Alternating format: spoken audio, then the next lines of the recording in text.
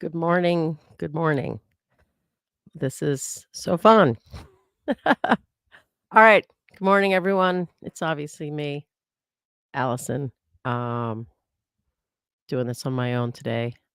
We got the Sarah Boone trial hopefully starting. Hopefully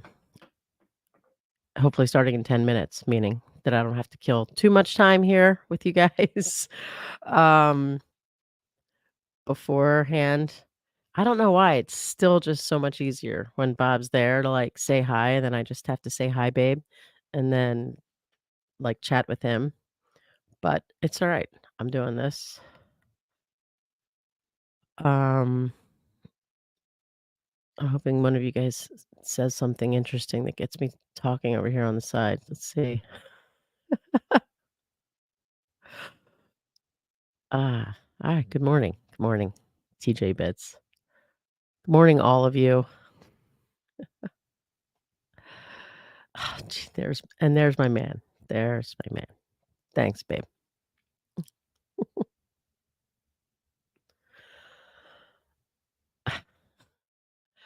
Tell us about your trip.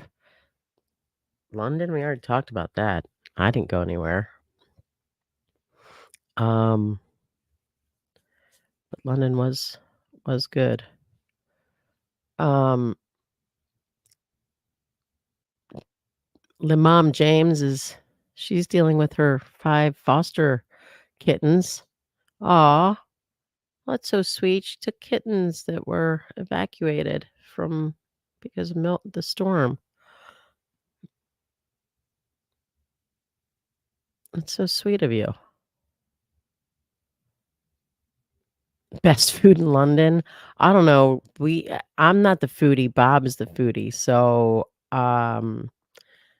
it was actually some, like, totally random pot pie or something weird. Actually, what I liked the best was, like, this weird little pasta place we found that was, like, legit Italians making pasta. It was so delicious. So, I'm the worst to tell anyone about the best food.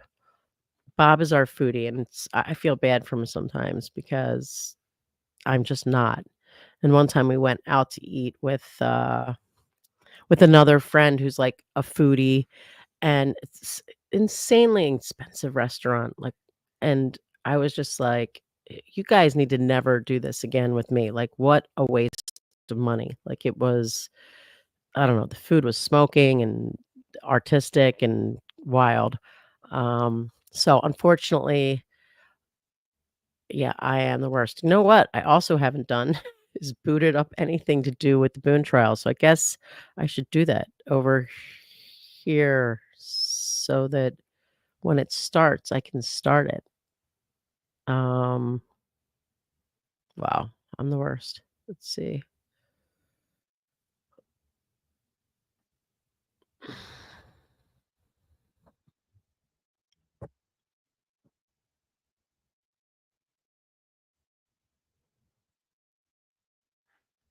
Alright, so I don't know, I guess we'll do, Well, it's gotta be Court TV, right? Um,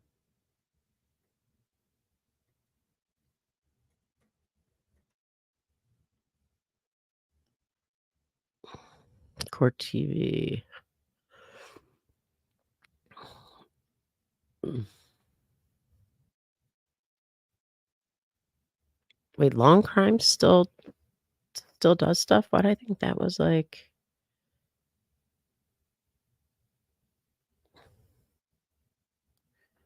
okay, no, this can't be right. Live in 23 hours? No.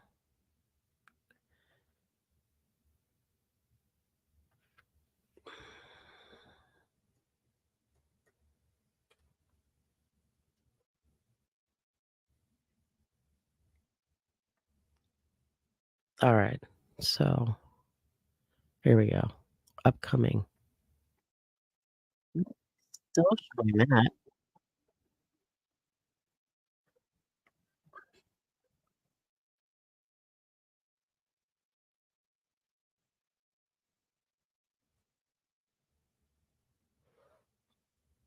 Now I can't tell if I'm, like, watching this live thing or not.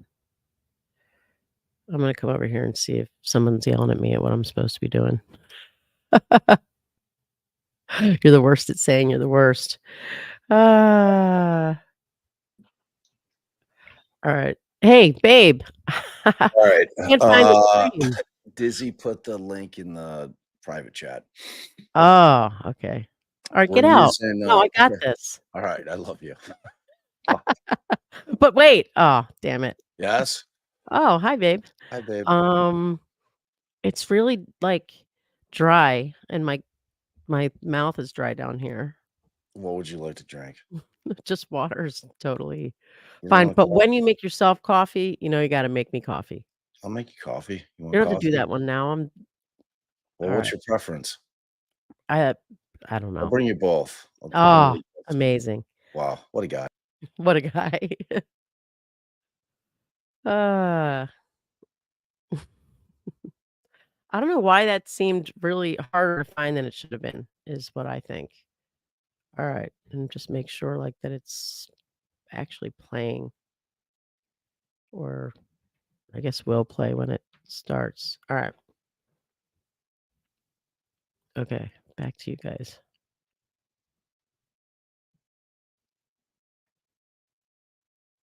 Mhm.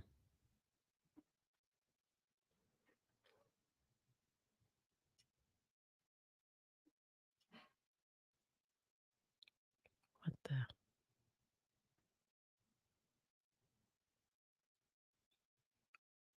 Alright, I know what I have to do. Sorry. Get this out of full screen, open it on its own, then go to full screen.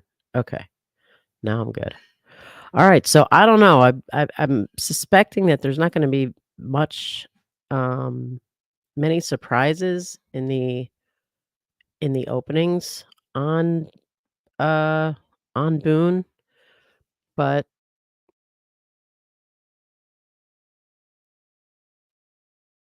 share screen.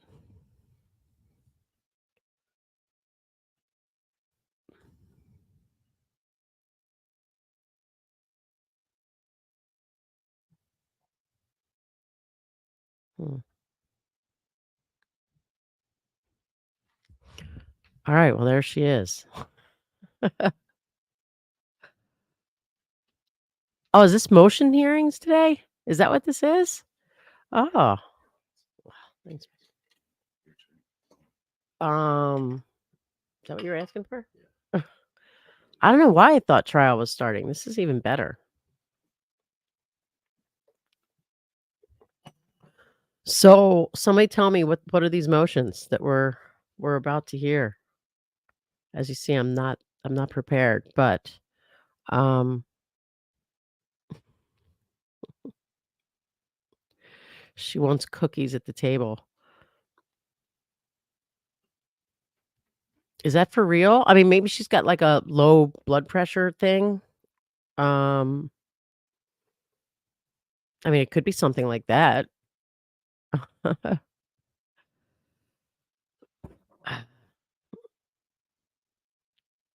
Who knows? Who knows?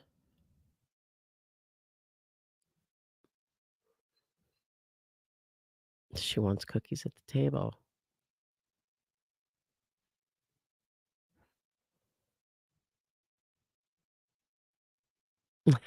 The well, thanks, TJ. I mean, that could be legit if she was an alcoholic, that she, like, just needs something there. Um, alright. They say, "No, it's not low blood sugar." I mean, whoever just said it, was it they just highlighted about because she can't drink, that's a real thing, that might actually be why, um, because Sinead's asking, like, all sorts, 5 mints, like, why 5? Yeah, I don't that is weird, like, why she needs yeah, and cookies. I thought, like, candy is usually, like, the replacement for the alcohol. I don't know. Oh, motion about allowing in battered spouse defense. This I'm interested to see how they sorta lay this out there because, obviously, this is not like a traditional battered spouse defense because, like, she's sitting there, like, you know, saying, like, "Oh, yeah? You wanna get out? What about what you do to me?" It's not like the mentality that you usually think of when you think of battered spouse defense, and I guess I shouldn't say that there's, like, one mentality, but, it's like, "Now is my chance, I better take it." That doesn't seem like what was going on. Now, I mean, I applaud the lawyer, you gotta try, everything that you can, um, and I know that it's gonna be hard for the jury to swallow, but I honestly do think, like, her drunk ass passed out. She didn't mean to leave him stuck in there, you know?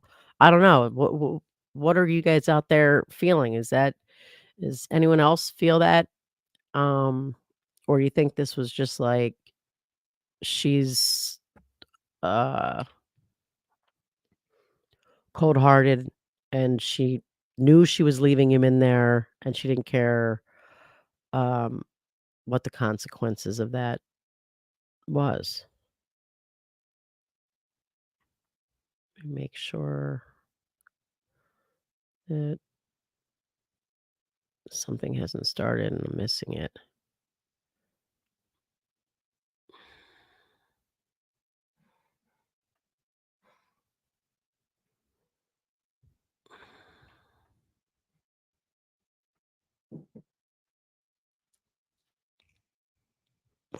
Oh, thanks, Diz. Alright, Shiraz thinks that's, uh, a likely, um, a logical explanation. Susan with the otherwise she wouldn't have taken the video. So, what do we think then? Morally, societal from a societal standpoint, the punishment for something like that should be, and do we think that battered spouse plays a real role if that's like the honest scenario, a prank gone wrong, you know, and any of these, you know, well, here we've got DeLondon Spearman. Sarah, second degree, murdered him in that suitcase. Um,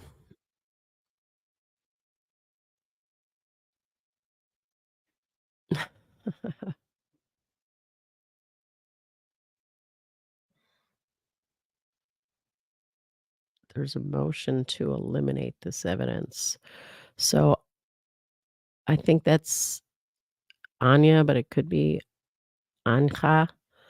Um, the prosecution just received over 500 pages of medical records. There's a motion to eliminate this evidence. Um, Brooklyn. Why did you become an attorney? Oh, I see what she's doing here. She's getting me talking. She's getting me talking. Thanks, Brooklyn. Thanks. So I became an attorney. I mean, because legitimately to give voice to the voiceless and power to the powerless. I wanted to help people. Um, and I always wanted to be, a criminal defense attorney. I don't really know. Thanks, babe. My man actually did bring me water and coffee. And that's for I hear there was somebody out there in the, chat world saying that I should get in the kitchen and make Bob some coffee or something like that, but this is the way it works in my household. Just kidding, we both make each other coffee, actually. That's really the way it works in our household. But somehow Bob tends to make it so much better. I don't know. He has the ratio, um, the ratio down. So in any event, I mean, that's really is why I became a lawyer. That it's not like I didn't have, lawyers, like, my parents aren't lawyers. I didn't really have lawyers in the family, um, and it was just something that, you know, I always wanted to do. I feel like it probably stems from some sort of prior life type of thing. It's like one of those things that, like, why did I wanna do that from such a young age? It's kinda weird, but I'll tell you, it gets over years when you feel like, how much power have I really given the powerless? How much voice have I really given the voiceless? It gets rough. It gets rough. It really does. Um, but I appreciate you, Brooklyn. We almost named Cameron Brooklyn, and so Cameron's our 18-year-old, and my I think it was my sister-in-law called, like, I mean, I was already on Brooklyn, like, that was it, and she's like, "Oh, by the way, I just heard Brooklyn's, like, the number 1 name this year." I'm like, "What? No, that's the whole point of Brooklyn. I don't want other people having my child's name." Um, so we didn't go with it, but I love the name. It's a beautiful name. And thanks for the super sticker, and thanks, TJ. Thank you very much. Um, all right, Ariel's wanted to be a lawyer since 3rd grade. Now, I wonder if Ariel's got lawyers in the family, that's kinda different. Um,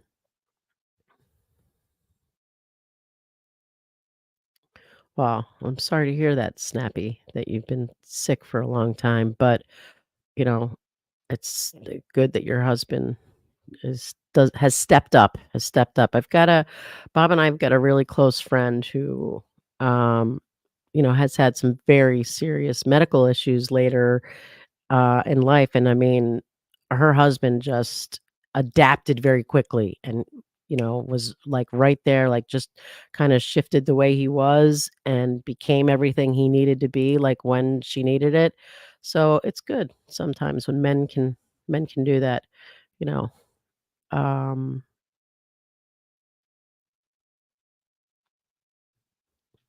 I'm gonna go back and see if anybody said what they thought the right penalty is for assuming um someone's 4 pits. That's the Dizzy's right. She's talking about you, 4 pits. Um,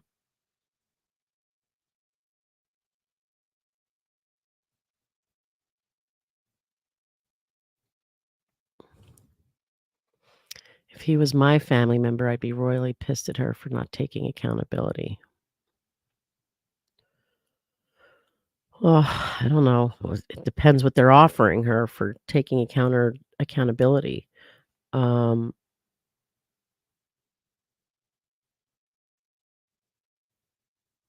right. I mean, and I see that, like, she just in her mind, and this is Shiraz is saying the problem is she doesn't think she should have any consequences because she didn't intend to murder him. I mean, and that's just not the way our world works. I mean, there's a ton of unintentional, uh murder that gets charged with murder. I mean, you even get, like your local drug dealer that's selling, you know, uh, doesn't know that there's phentermine in his drugs or that there's something, you know, wrong with the drugs, and then they get charged with, you know, drug murder. So it's people get into car accidents by driving recklessly, and that's still murder. I just don't know if it's and maybe someone out there knows. Was there an offer pretrial that she turned down? And oh, damn it, Meg just said she forgot about her boss's birthday, and I forgot to call my niece twins yesterday. Was waiting for Scarlett to get home so we could do like a whole family call song thing. Oh man, I'm getting the bad aunt award. But happy birthday, Meg. Um,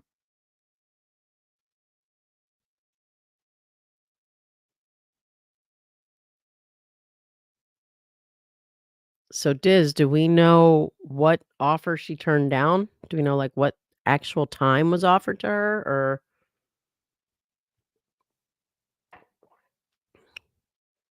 well, they're not starting promptly. They are not starting promptly.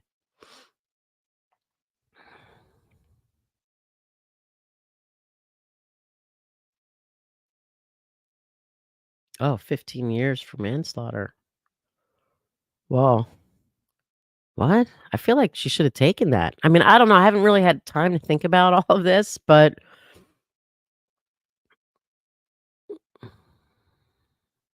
oh, that's 15.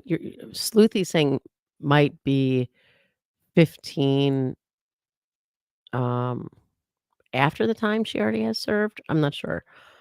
But then not I'm gonna go with, Sleuthy and Dizzy because they have never steered me wrong. So those are the 2 I'm going with right now is the 15 years.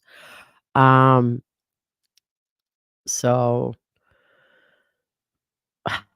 she might get away with it. My family lives in Florida, and it's different in terms of the legal system. I mean, they can't let her go. I mean, they've gotta give her something. She's still, like, recklessly cau at the very minimum, she did something to cause the man's death. I mean, I don't think that there should be a world in which there's, like, 0 consequences, but if the state's going in with just straight murder in the first degree um or it depends on which under which statute that they charge her and what they're asking, the jury to find because I don't think it was, um, I don't think it was intentional, but I mean, there are a ton of people who go to prison for a long time when they, unintentionally kill somebody, but I don't know, you know, um I don't know as much about this obviously than Bob does, but, like, my obvious first instinct was, "Wait, maybe you should have taken that 15 years," and I don't know if it was manslaughter, then it sounds like she would have gotten day for day, 50%. Uh, that's crazy. That's crazy. If that's the case and it was 15%, that's crazy because I feel like people could hate her, if she takes the stand, you know? So oh, let's see. People are saying she was offered 85%. Let's see. Oh, there's my man. He thinks she should have taken it. Um,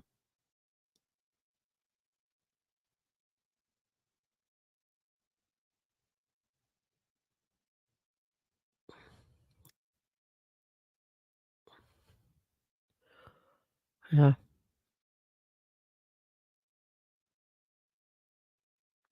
the minimum is 20 years.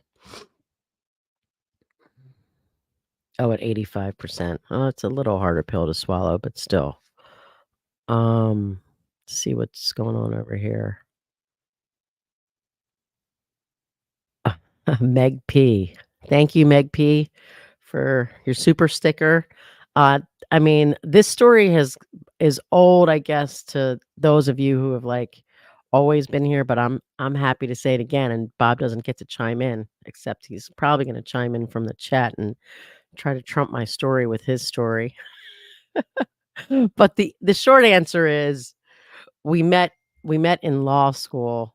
Um, Bob and I had just moved here from Philadelphia, and, um, Bob and I were on the same train. So, I'd see him on the train, and then when I got to the law school, I'd see him, like, already at the school, right? And this went on for, like, a couple days, like, I don't know. And and then one day I'm just like, "All right, I'm gonna follow this guy, see how the hell it is he's getting to the train." Um And I'm not getting the train. I guess technically we had met before that, but once I did that, then we started, like, chatting on the train and becoming, like, train friends, but we both smoked in law school, so we were outside. That's a real bonding experience, especially at law school, and then, um, in, like, one of our first classes, we had, like, a fight over seats because Bob was about to sit with, like, my girl smoking friends that I had just met. There's, like, one seat open and both our eyes were geared on it, so, I had to basically push him out of the way, but not literally push him out, but I hopped in it right ahead of him. Um, and then, so we started out as friends for a while like that. Um I think Bob thought I was stalking him. I guess he noticed me following him that day to the train, but I was like, How is we're leaving the train at the same time, and he's always arriving at school before me, or we leave the school the same time and he's already at the train." Um, so I had to learn the guy's shortcut.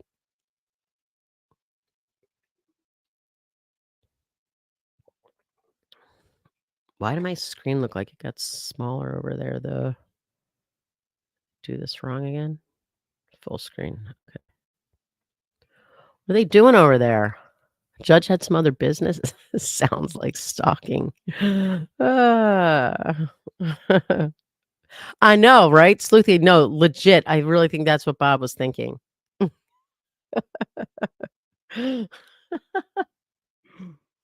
Hmm.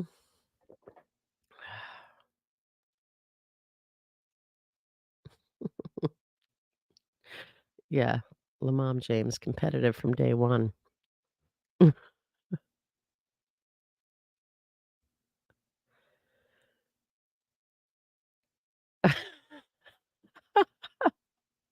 Bob says, "If it was me doing it, y'all'd be screaming 'stalker' from the rooftops." I don't know, I think it was just like, I think it was probably the way he was entering the actual building, um, that was faster because, like, it's a huge train station with different, like, routes just, like, even inside, so it might have been that because it's if I remember correctly, it was pretty much a direct route. I think that's what I couldn't understand is, like, literally, the train station was not it was like an L. I don't think there was a different way to get there. I think that's why I was like, "This is baffling me, what he is doing." So I think it was something inside inside. Uh, like his path once inside or like which door he entered, something like that. Bill says, "Short story, uh, Ally stalked Bob."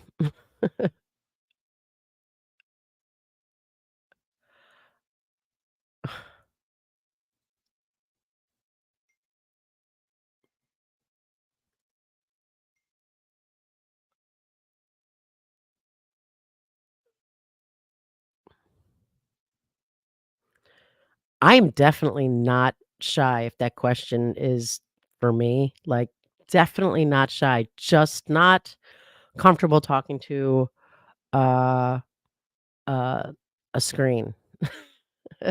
Like, and just not I don't know, it's just it's weird and it's different, and I always feel like I don't know what to say, but, I am the extreme opposite of shy, I think. I don't know. Babe, am I shy? I'm sorry, I'm gonna have to go with this murky piglet. Sultry stalking is forgivable. And, we're saying it in jest, obviously, women can stalk men. Um, we actually saw it in that, horrifying, um, documentary not documentary, but miniseries based on truth that I can't remember the name of. But I still love this comment, so I'm going with it. For lightheartedness, sultry stalking is forgivable.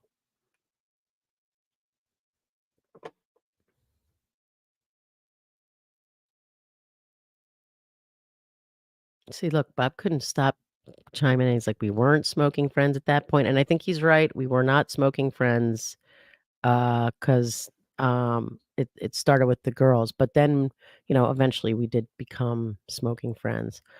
I don't know where he was smoking. I know he wasn't standing out there like because I think what happened was I got to school, there was, some earlier days before classes started, and I was late, so I was like, "Oh, I need to meet people," you know?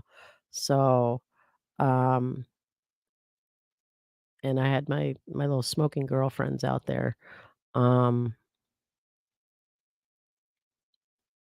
Pokemon Moat met her hubby on Perfect Match.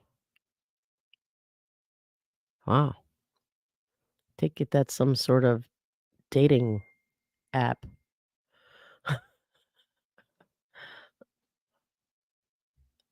Look, Bob's giving me details. So he's like, "I was smoking with Crom." He's giving me, the names of the people he was smoking with.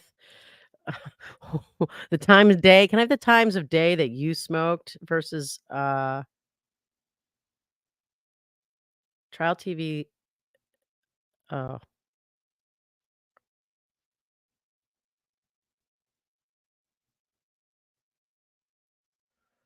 um, do I need to switch the the stream? Does anyone know if I'm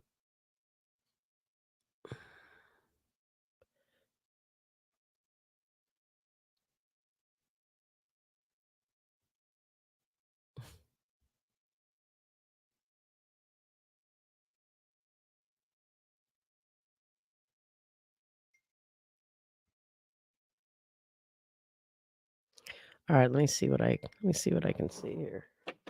Just make sure there's not some other place where Sarah Boone is charged with let's see.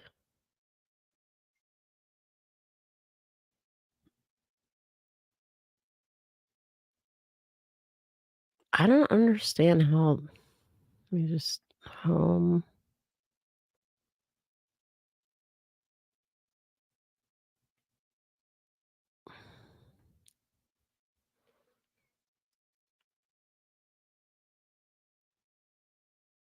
It doesn't look like Court TV has one for today for Sarah Boone. Like, when I come on to Court TV, it shows me tomorrow. Um I'm gonna hop in to give you a quick update. Joel, STS Joel, he's there live, boots on the ground. Mhm. And they're conducting the judge has some other cases up. So I think it's a matter of Boone hasn't started yet.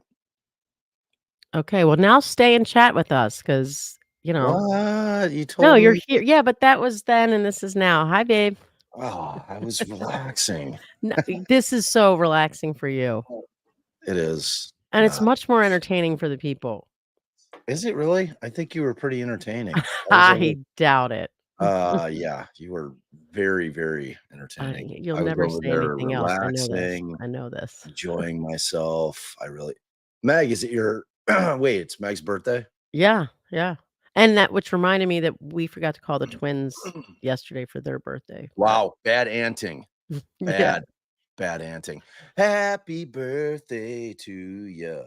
Well, Happy they don't watch, birthday to you. oh, to Meg, sorry. Happy Happy birthday birthday to to you. ya. Happy birthday, man. Happy Love birthday you. to ya. Oh, and by the Happy way, birthday. Allie and I forgot to thank all of our mods last night. I felt Yes. terrible.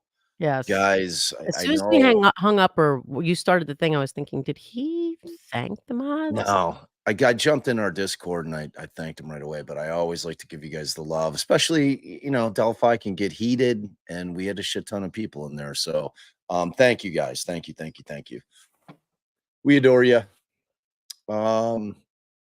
So yeah, I don't even what are these motions about? Like, So, people have told me so far, and it sounds like this is, like, a real thing, that Sarah's asking for snacks. what?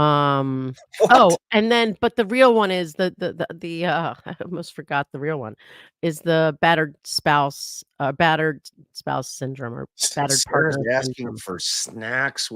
I was What like, do you maybe mean? she's got low blood sugar. Wait, during trial, she wants to have a little bowl of That snacks at her I don't disposal? know if hey, can, like, Dizzy or Sleuthy or Missy or someone confirm that? I can't remember if that came from a, like, um yeah, there she says cookies, Missy does. Wait, what happened? Did I hit the right button? Oh, he's gone. Oh, he's I'm back. back. No, I was doing that thing. I was wiping dog hair off the Yeah. guy's shit Missy phone. says she's asking for cookies. She wants that they're all saying it. She wants snacks. I mean, I want snacks too. I ain't sweating her. I think every courtroom should have snacks. There should be snack bowls. Defendants should be able to enjoy, if they want a bowl of popcorn, have And popcorn. Want some cookies? Eat cookies. stop. I mean, what's Stop. wrong with that?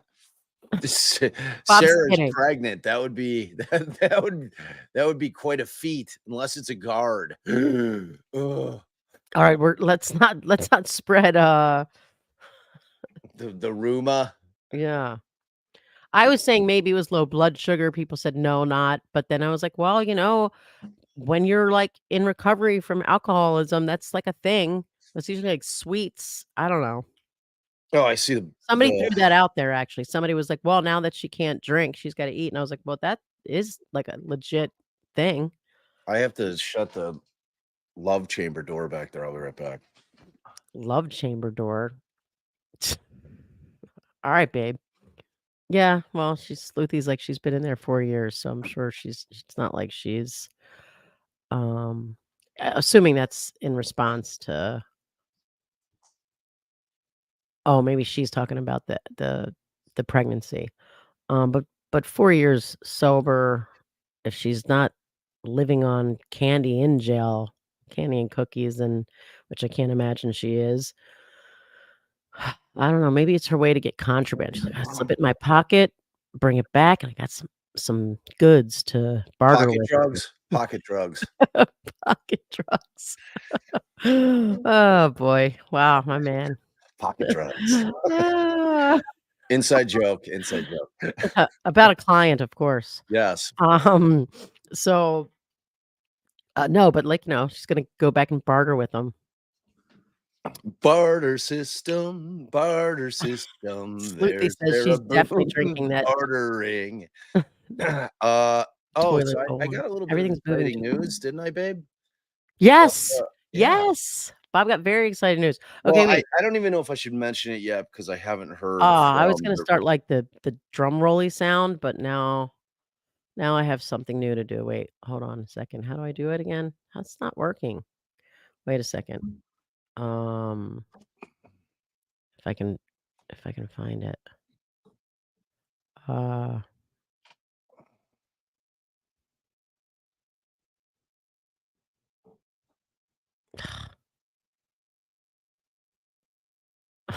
oh,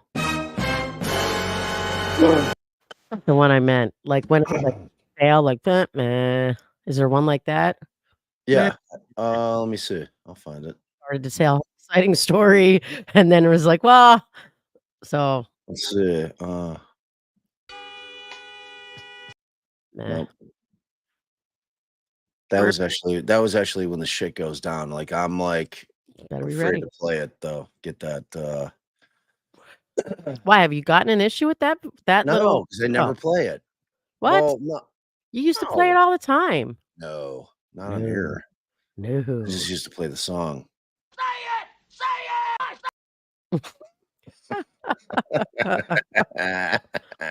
Alright, well, we need a meh, Woo! meh. No. Don't you dare talk shit about she. You know I love The Uh, Wire, babe. You know I love The Wire. yeah. Maybe we don't. Maybe we don't. No, we need it. Jay never Meh, made me meh. Jay's got the old price, the Price is Right. Like when you'd fail like one of the games. Oh, that sounds like it'd be a good one. It's a good one. Bom, bom, bom, bom. Something like that. Sounds like. Yeah, I'm gonna Uh, tell you, I'm fighting a little sore throat. It's happening. It's happening. There's sick people you gotta everywhere. protect the moneymaker, babe. What the Dude, hell? I'm trying, bro. I've been taking the zincs, I've been taking the emergencies, I've been taking my vitamin B1, I've been See, so taking my vitamin C, I've been like doing all the shit. keep it up. Keep it up. So Kale, thanks for the $2 holler, and Oh, he or 6 months, she 3 months. That's yeah, congratulations, Kale. That's amazing. yes, and she's reminding me that I'm saying, well, maybe 4 years, she doesn't need it anymore. I was just thinking if she wasn't getting it in jail, then maybe she didn't s Wait, is Kale saying that she's been sober 6 years, 3 months, yeah, or that Sarah no, Boone has that been she has, and sober? she's still it's like sugar is Oh, yeah, like sugar's the shit. It's the yeah, most addictive thing on the planet. Like, when I got healthy, like, quitting sugar was the hardest thing, and point it's being, slowly alcoholics, sucking me drug back in addicts, with when its they get into evil recovery, deliciousness. they use sugar as a, sugar substitute. It's like you really I don't know, Kale, you tell me. My understanding is that, like, my sister's been in recovery, oh, Lord, I feel like Oh, 20 Lamont, some wait, how years. long ago was the toilet hooch co like, toilet hooch is a real thing. Well, that's what Sleuthy said. She's definitely still drink because I was like, "Well, she's gotta be sober by now, and she hasn't been getting sugar, like, at will in jail." But so Sleuthy said, "No, she's definitely hitting that, uh, toilet wine." So, it's something that they make in prison, it's like a thing. Yeah, it's Um, actually called Pruno. Like, Pruno is what they call it. I was looking, I forgot how they made it though, because I watched something about didn't it. we have a friend who told us, that about it? He, like, described the whole Yeah, I think it was don't JT. say who it is. No, it wasn't. Well, I know it wasn't. I know who it was. It's in that Oh, same world. uh, Um, but he's like, "The minute I walked in there was all kinds of toilet hooch." It's like dudes bringing bags of plastic with the hooch in the toilet. no, they I make don't it somehow. it's like fruit and they let it, Yes, fermate. yeah, Wait, what's the it word? ferments. Yeah, it Ferment. ferments in the toilet, in the cold toilet, and then, eventually it turns into booze. I mean, Alright, you so talk about some rotting ass shit. yeah, right. Shiraz, thank you for the $10 holler. While we are waiting, can we go over why Latrell's situation may affect Alan's case? So, look, we're just going to assume, okay, based on the complaint and based on the court's findings, because there were when the court spoke, I'll say this: when the court spoke in its order. Now, yesterday, for those of you that don't know, we were talking about the Richard Allen case. We did a live, and one of the prosecutors, the second chair or the third chair, I don't know what their pecking order is over there, a former elected prosecutor of a different county, um, was civilly um, found guilty of or liable for actions that include fraud, um, fabricating evidence. Oh, go to Long Crime Alley. Go to Um, Lion Crime Alley. let's see, YouTube. Our homies over at, Live Trials, I think they're definitely gonna be streaming it, so. Oh, That's you all like right. that? You like that? Calvin Hobbes, baby. Calvin Hobbes. All right, it's here. Our She's country right. would be a much happier place if Calvin and Hobbes were president and vice president. I'll tell you that right now.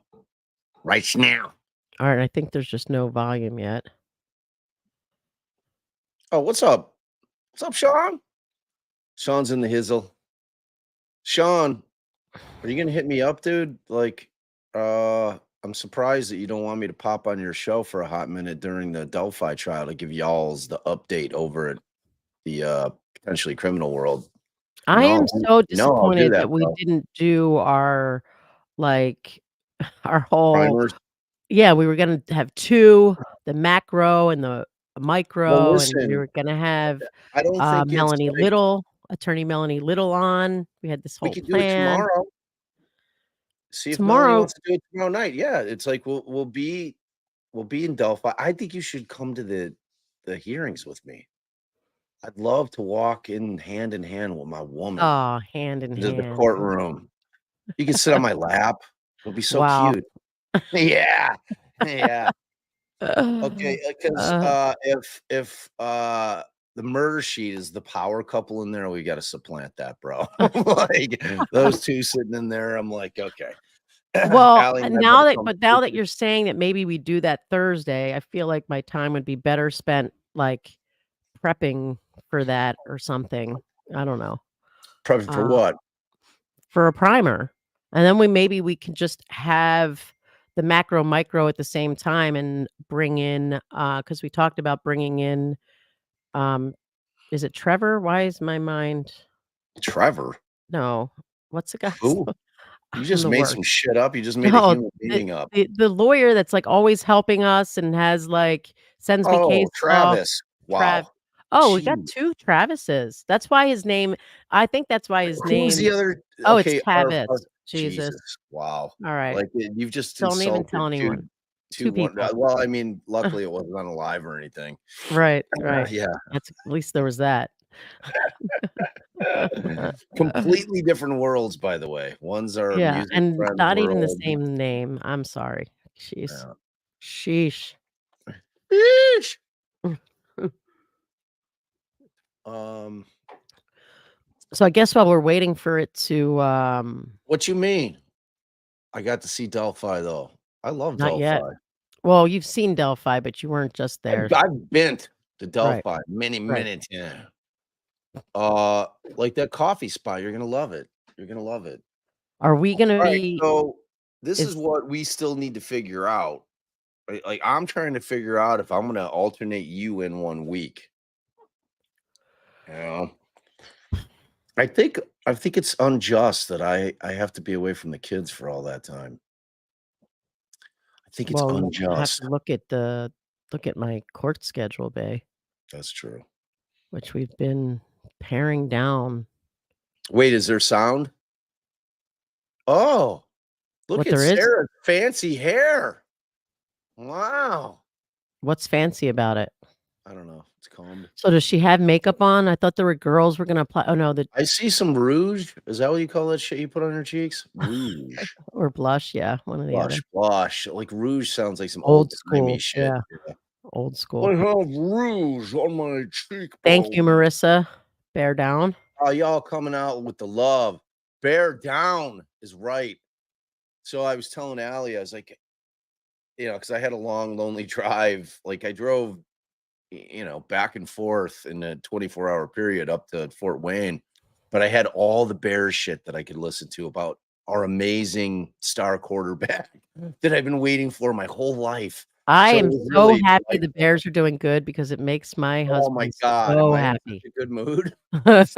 Like, it's amazing how much that bullshit affects my life. It's I mean, but great. back in the drinking days, I used to be like, "Oh, no, the Bears lost."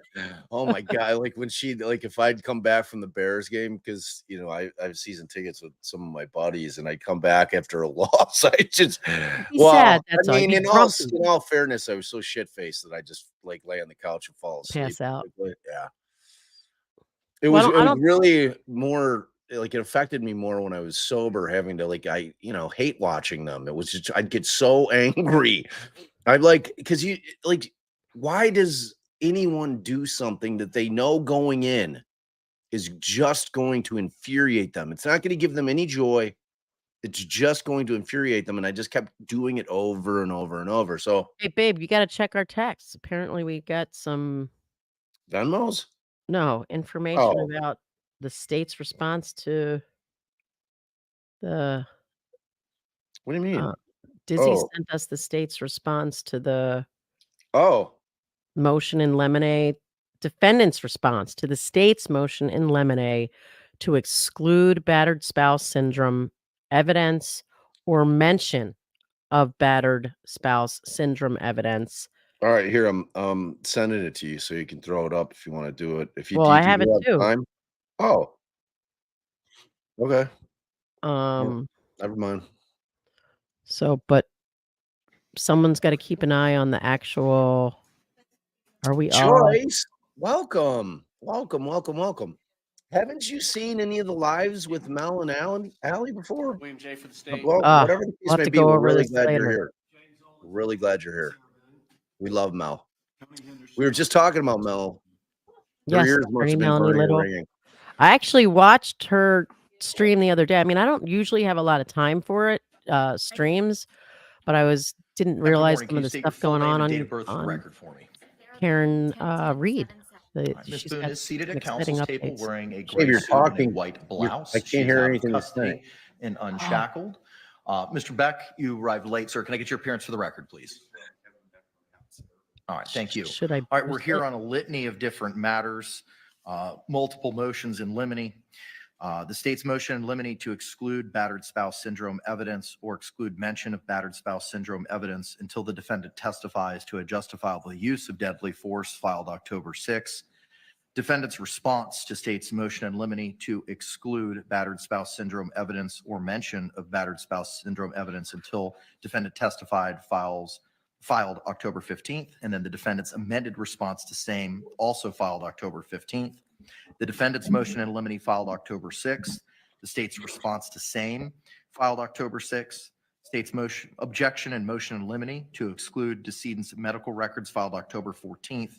And then the parties' objections with regard to specific exhibits that may be sought to be entered at trial. The court has reviewed everything and reviewed all of your case law, and we're ready to proceed. I believe we should probably proceed first on the battered spouse motions first. So state, you may begin. And I also People, have let me know if reviewed you as think we well need to boost the the sound. excerpts of the It sounds deposition excellent to me. of both Dr. So Warner far. and So far. Dr. Harper as identified in the state's motion.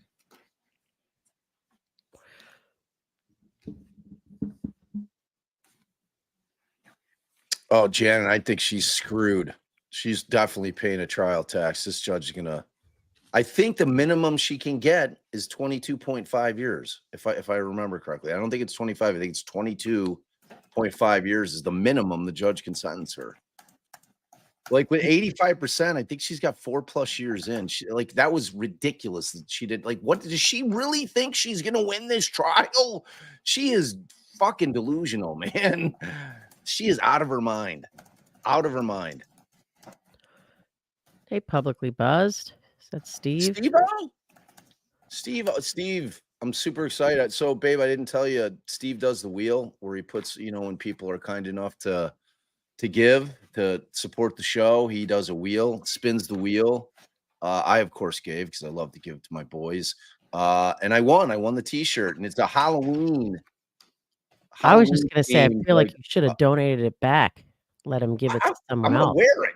I'm gonna wear it on my lives so that people go to my boy's channel. Like he's been trying to break 10K for like fucking 6 months. It's ridiculous. It's pissing me off. Yeah, especially because he's in what, North or South Carolina or Florida? Steve, For the record, I'm do having you Madam know Clerk that mark A, Steve B, and C for was one of the identification very purposes for first this lives hearing. I ever did with A anybody is a ever? copy of do. the defendant's statements that she made on body-worn Steve's camera my brother.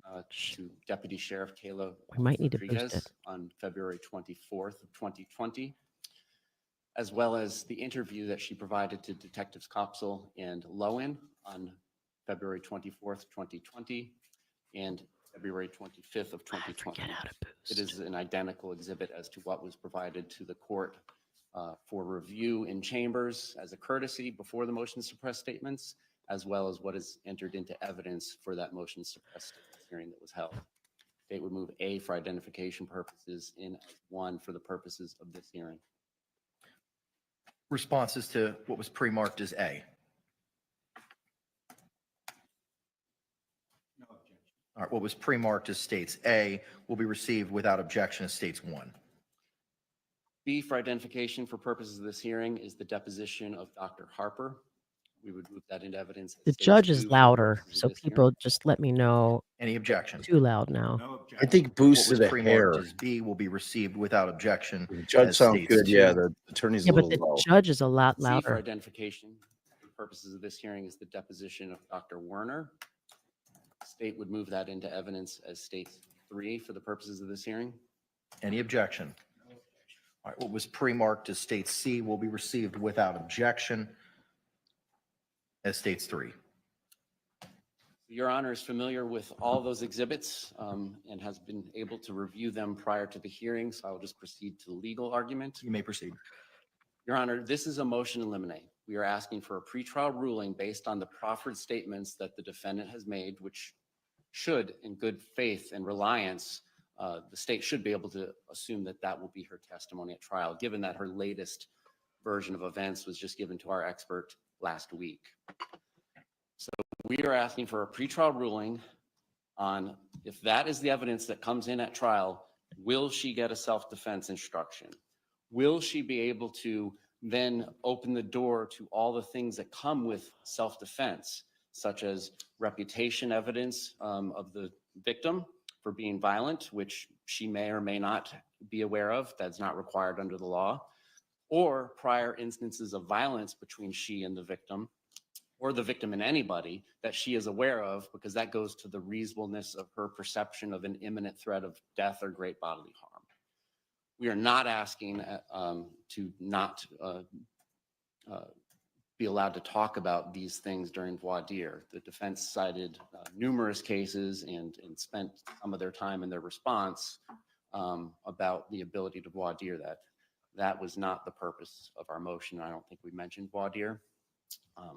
Because we understand that the defendant can, like any other witness, change her story again. So we understand that we both, on both sides, we intend on spending a great deal of time on it as well for the state of Florida. We need to explore these issues during jury selection. But what we are asking from the court now, preliminarily, is if that is what the defendant is going to say in trial, and I'm not asking the court to make any credibility determinations about one version or another. We're asking you to treat this just like a C4 motion or a motion for summary judgment in a civil case. If this is what she says, does this amount to what they are asking for legally? And it's the state's position under the case law that no, because under her statements that she gave to the experts, there was no overt act taken by the decedent on that day. There was no overt action.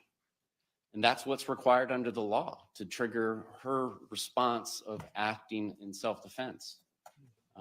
There was nothing creating an imminent fear of death or great bodily harm to her until she committed 2 forcible felonies and a non-forcible felony. What her testimony was is, we were having a good day. Now, what's different, and again, we're not asking you to make a credibility determination about what's different, but what is different than what you had heard at the motion to suppress is, we were having a good day, but I'm on edge every day because of past instances of violence, including an instance the night before. But we were having a good day. We're out on the porch. There's a dartboard out there. There's puzzles that we're doing. We're doing arts and crafts. We're doing everything to keep him preoccupied so he doesn't get sad or upset. Interjecting with some phone calls to his family, which she knows would potentially upset him, but that's her testimony. And then eventually it comes to a point in time where they're sitting on the couch and he reaches over to her and says, "Tag, you're it." And she apparently runs up to the shower to hide, and he apparently gets into the suitcase to hide, and it's not clear who's it. Eventually, she comes down out of the shower after she says she was getting cold up there and sees him in the suitcase and zips him up. And at the time that she zips the suitcase, what she describes as nearly entirely shut, but two fingertips could get out. Mind you, a 103-pound man, two fingertips. They're laughing. It's all fun and games still. What? There's still no overt act taken by the decedent during this entire calendar day to put anybody in reasonable fear, objectively reasonable in fear of imminent harm, of great bodily harm or death. And it's only when he begins to say, after she has zipped him up into the suitcase, and again, she is saying that she did not have malintent at that time. When he starts to say, I cannot breathe, now she describes to the doctors that she does have bad intent. And she wants him to feel what she has felt in the past. She gets angry, is her description. She shakes the suitcase, she beats it, it falls over, it flips over. He sticks his fingertips out, she hits him with a bat. Wow. So she's now the initial aggressor, and we'll discuss jury instructions as we get closer. Hits But him with she's a the bat? initial aggressor. How does he And know she's that? now committed forcible felonies, aggravated assault, and aggravated battery, What the hell? She should have taken a plea. stating that I only intended Yeah, to keep him in she there for a zipped couple him of in a minutes. I suitcase. believed he You've could seen get out. the, you've She seen the never video. perceived, according to her, that he would Here, pause it die one or sec. face great bodily harm. And she just goes upstairs. Do you think that it's a valid argument to say that it wasn't anything that he did prior to, but that she was afraid that he would kill her if she unzipped him based on their prior Now, I'm going to interactions? answer in a vacuum, right? Because we're going to like just answer as though it's a foregone conclusion that he has battered her, that he's abusive, and that she's, like that's really the mindset. If that was legit what was going on, I absolutely think so. I'm surprised, and I guess I should have known from the Banfield, was that it, trial, that Florida's battered Benefield. Benefield, that Florida's battered partner, whatever we call it, syndrome requires on that day there to be an act of aggression or some sort of affirmative act, because that goes against everything that that then sounds more like just regular self-defense, but they're giving you um they're extending it a little bit to say where a reasonable person wouldn't have felt that death was imminent. They give you a little leeway there if you're battered in the past because you know what's going to come, kind of thing. Yeah. But like when we think about the scenario that the story that you tell a lot about your dad's case with the Yeah. daughter, who And the father was so abusive, she took her shot when he was asleep. And I mean, that is, I think, a legitimate application of this type of defense where they're not needing to do something right then and there. So yeah, again, I'm saying this in a vacuum. I'm not saying I believe that this was really Sarah Boone's mentality, how it applies to her situation directly. But in my mind, if you have, um, I don't know that she felt. Here's the bottom line. I do not think that she believed that he was going to die in that suitcase. I really agree. don't. I I agree. think that she zipped him up. He was like it's a cloth suitcase. I mean, obviously he was going to be in a lot of pain. That's for sure. I don't think that he would that she thought for a moment that he would suffocate to death, like over the course of that, even if she fell asleep. I don't think that she thought that. Right. So I don't buy her story at all. The one her that you story's just all told. bullshit. But like as Lamont how do you James points out, so I didn't know that this was something being said, but that the suitcase was supposedly out because they were going to put clothes to donate it and drop off. who donates in a suitcase? Like, That's no one also ridiculous. donates the suitcase. I Yeah, feel like that all of us that donate clothes put it in just a stick it in a plastic garbage garbage bag. bag, Come on. right? I Dropping mean, that shit off at Goodwill, and and that's it it. was a perfectly good suitcase that could actually contain a man, you It know? was a man carrying suitcase. I Right. mean, who You're would not ever do donating your man carrying suitcase. You're just maybe they not. weren't donating the suitcase itself, but she was transporting what she was going to donate Yeah, in and the then suitcase. gonna open it up and dump it on the ground in front of the people? Come on. Come on. All right, I gotta jump off for just a couple minutes. I gotta do something with Anjanette Levy. Okay. Love you, babe. Love you. I'll be back. All right, here we go. Whoops. Stairs knowing now he's mad because she won't let him out. Now, because of the actions she took as the initial aggressor, she is facing death or great bodily harm from the decedent if he. So I'm going to pause it again because this is the point that Bob was bringing up, and it was actually what I was just about to say as he was leaving. That it's a little bit different because you're saying that your actions, basically, essentially, just what this lawyer said, and from a legal standpoint, and the way that the law works, it's an interesting situation. Even if it wasn't this one, and it was like a completely other one, and you've got a woman who is. Um, has been battered. You've got the worst of the worst guy. And they take that kind of affirmative act, and now they're like, well, damn it, I can't let him out now because I'm going to be beaten.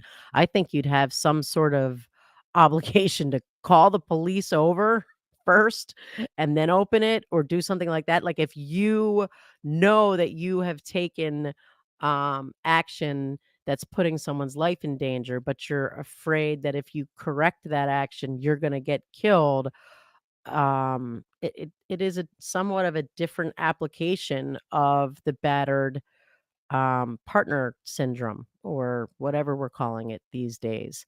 Um, so I gotta kind of wrap my mind around that. I didn't know that that is what she kind of shifted to. Like, after you beat him with a bat, you do all the I mean, like, she put a lot of stuff in there that she did to him that put her in fear of some sort of retribution when she let him out, as opposed to someone who says, "Well, dinner was cold when he got home, and I thought he was gonna kill me." Like, that kinda thing that you've done something is not you actually doing something, obviously.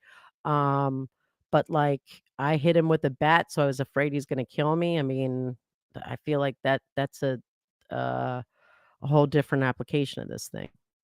But let's see what they gotta say. He gets out, and she completely expects him to get out because her testimony is that he could get 2 fingertips out of the zipper. So, Your Honor, under the law, the state understands. We are deeply, deeply thoughtful about this request because of the risk of error. But this is just one of those cases, like the cases the state cited. There is no self-defense if that is what her testimony is. And therefore, the jury should not hear about any prior instances of violence, any reputation evidence, any battered spouse syndrome, unless and until there is testimony that is self-defense that's recognized under the state of Florida's laws. So what we are asking for is a ruling that if, and this is a motion in limine, and a motion in limine is, hey, this is what's proffered to the court prior to trial. If this is what comes in at trial, this is the court's preliminary ruling, unless something changes. What we're asking for is a preliminary ruling that if that is what her testimony is, then we should not be allowing introduction of past instances of violence, reputation for violence, I don't know what that sound is, guys. It's not me.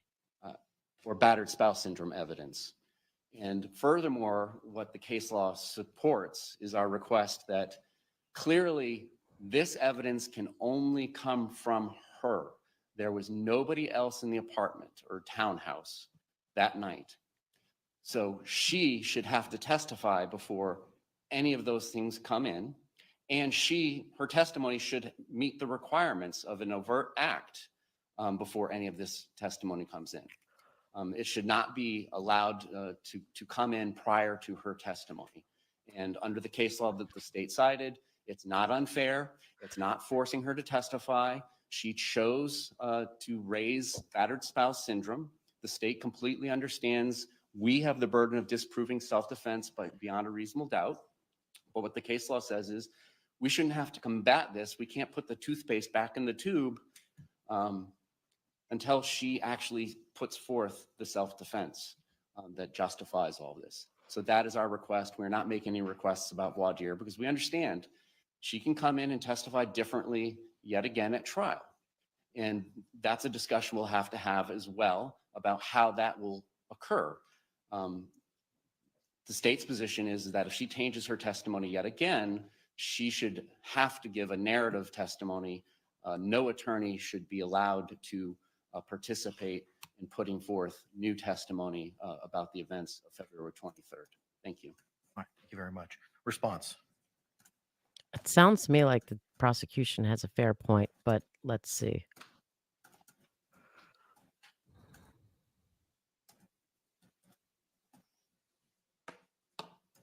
Good morning, Judge. Morning, sir.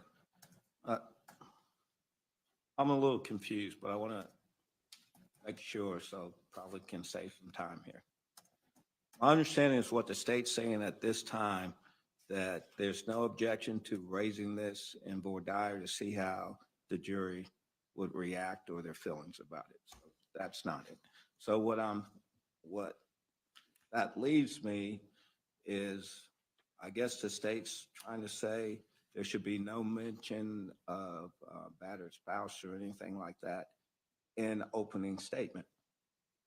That wasn't my takeaway either. My takeaway from the motion and the state's argument today is from a evidence perspective, concepts or testimony or even opinion evidence about battered spouse syndrome cannot be raised, including any of the reputation or specific instances of conduct that are contemplated by self-defense until there's a factual basis for it.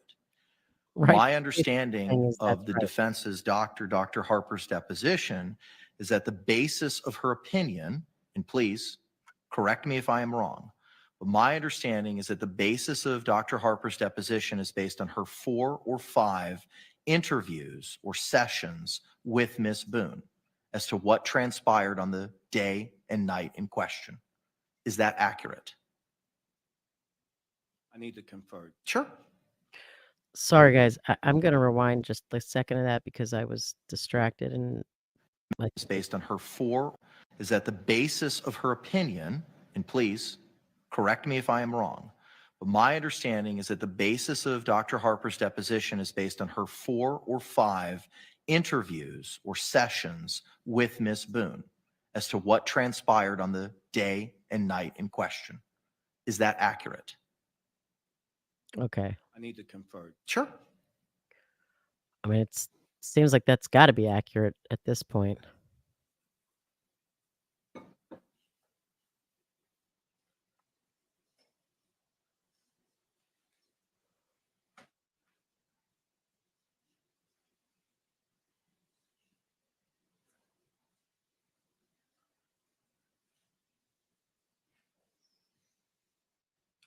Judge, if I could have you repeat that question. Sure. So my understanding, well, let me ask, Around it. I'll ask a more of an open-ended question. What is the basis factually of Dr. Harper's opinion? That one might be. So if even we were worse, at trial harder right to now, answer. for the purposes of this exercise, and you were going to call Dr. Harper to testify, what is the factual basis component under 90.702 in order to get her to testify? We're not dealing with her CV, her credentials. I'm not sure the state's going to have any position with regard to those, but let's just assume the state has no objection with regard to her credentials and that she is in fact an expert based on her knowledge, training, and experience in her field. What is step 1 under 90.702 to allow her to testify? What is the sufficient factual basis of her opinion? Judge, I think her opinion would be based on several different things. Mainly, one of the things that her opinion would be based on is her interaction over the course of time with our client, Ms. Boone. That's one. But Dr. Harper has also reviewed other evidence in this case that helps her form the basis of her opinion, and also her knowledge of battered spouse syndrome. That has to be taken into account because, quite frankly, Judge, people who suffer from certain things, they don't know. That's why you have to, like, if you have to get an expert opinion as to someone's mental health situation. I mean, a person doesn't really know that they're suffering from a mental health problem. They have no idea in a lot of circumstances. What they do is they get evaluated by a doctor.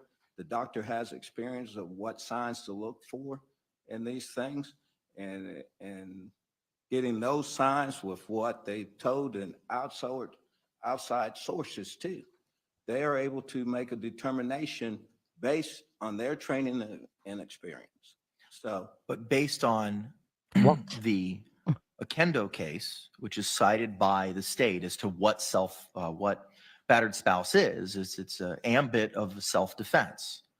So under the statute, are you traveling under 776.012 as your basis for self-defense?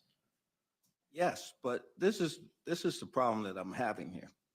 Self-defense is a defense. It's an affirmative defense that's available to anybody. It's based on the evidence at trial. But what's the overt act?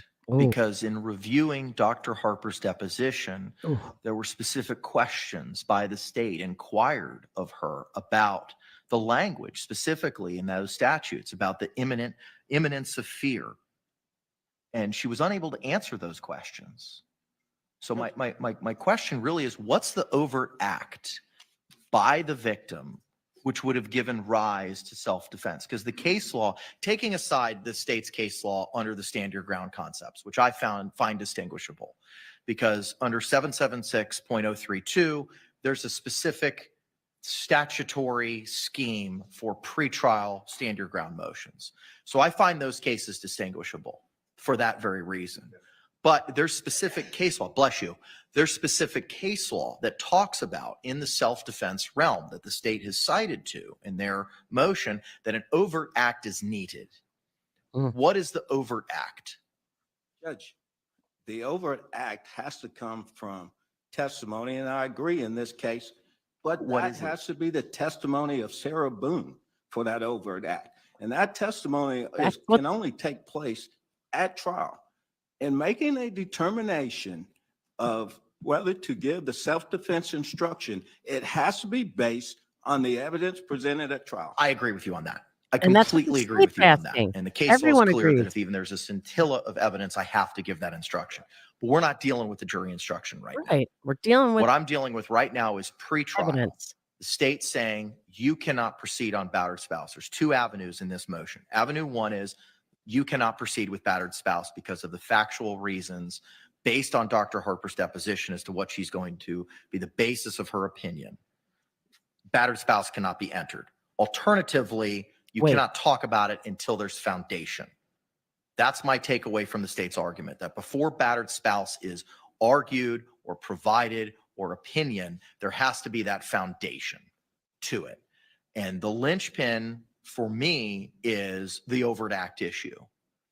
That how can we have anybody testify to opinions or any of the reputation or specific instances of conduct that we permitted until that overt act is established? What's your response to that?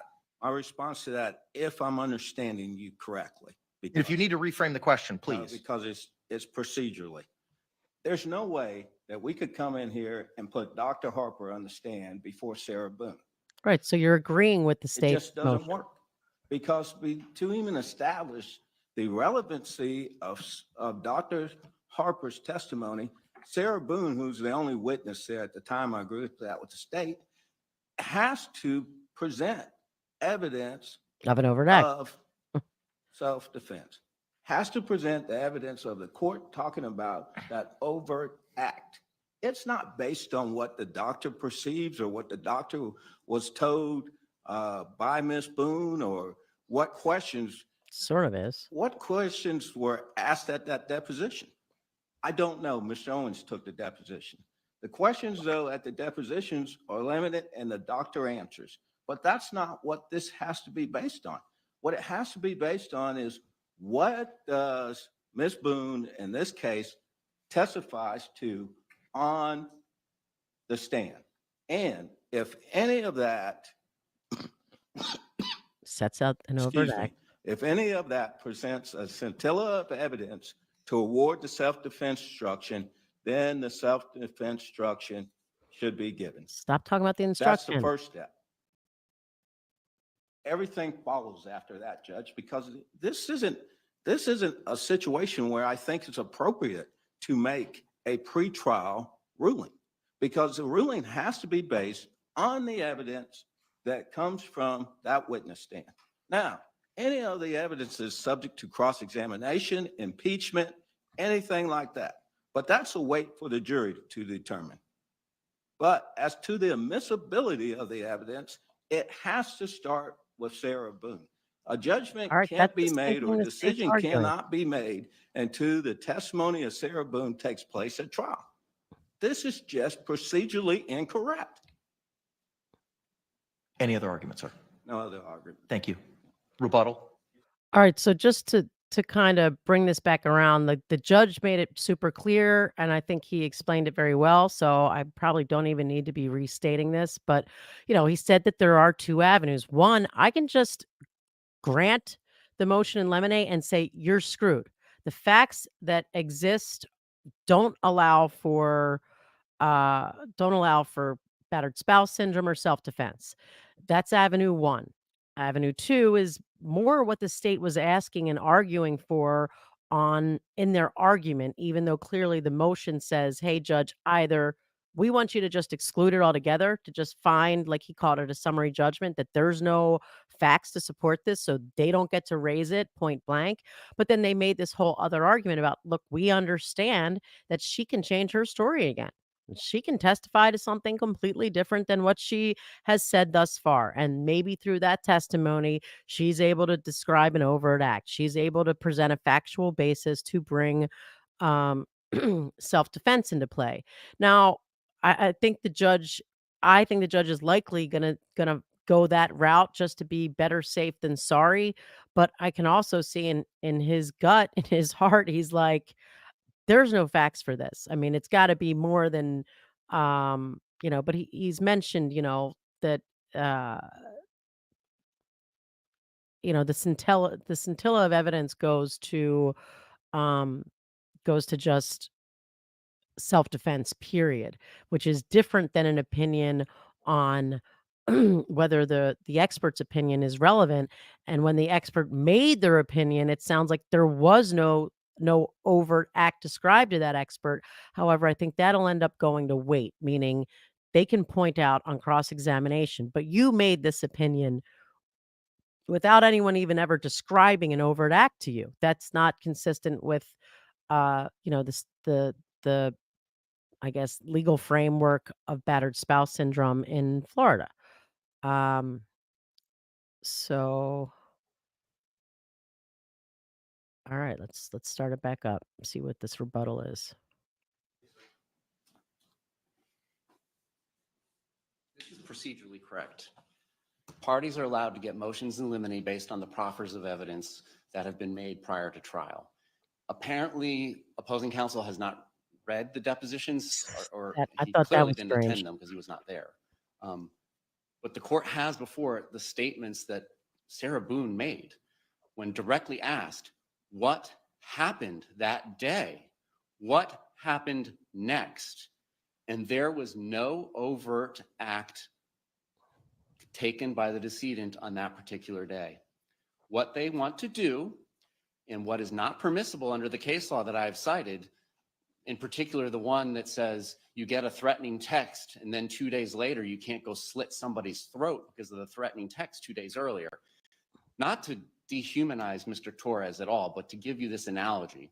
If somebody owns a bad dog and that bad dog bites and that bad dog is bitten in the past, But on this particular day, the dog is just doing arts and crafts and puzzles and hanging out, drinking some Woodbridge Chardonnay, and you put the dog in the suitcase, and then the dog barks because it's in the suitcase and doesn't want to be in the suitcase when it's zipped up. That triggers you to, I remember when the dog bit me in the past. You can't, that's not how this works. That's not how self-defense works with or without battered spouse syndrome. There has to be an overt act. You can't bootstrap and make up a fictitious act of violence on that day based on the past violence. That's not what the case law allows. And the state is asking, unless they are saying that the testimony will be different at trial, we are asking for the court to prevent them from saying anything about this One, the judge during told. opening statements, because they will know based on the court's ruling what your client has already said to Doctors Werner and Harper does not admit self-defense evidence into this case. So that's what we're looking for, is that ruling. If this is what the testimony is at trial, then self-defense is not going to apply, and all the ancillary prejudicial things that come with it, reputation evidence, past instances of violence, battered spouse evidence, is not coming in either. Now, if they make some statements and promises that they cannot fulfill in opening statements, then that'll be on them. King versus State will allow us to point those things out to the jury, and it will not be burden shifting. But that's what we're asking is, this is a proffer, just like any other proffer testimony, like a sex crimes case, where we file a deposition of a Williams Rule victim and ask the court to rule prior to trial, hey, if this is how the Williams Rule victim testifies, and it's clear and convincing, and it meets all the standards under 404 and 403, can this prior act of sexual violence come in during the trial? This is what parties do all the time, is get pretrial rulings on crucial matters like this. This is a crucial matter because the tip of the iceberg is the second-degree murder. The rest of the iceberg, the 99% of what has been going on for the last month and a half, is the self-defense that just isn't there. It wasn't there under her former statements to the police, and it's not there under her current statements. So we're asking for a ruling, a motion in limine, which is subject to change based on the evidence at trial. But if this is what the evidence is at trial, the court should not allow any of the battered spouse, any of the prior violence, any reputation evidence in. That's all we're asking for. Okay. Thank you. All right. Thank you. Just can I respond? Oh, Briefly. what?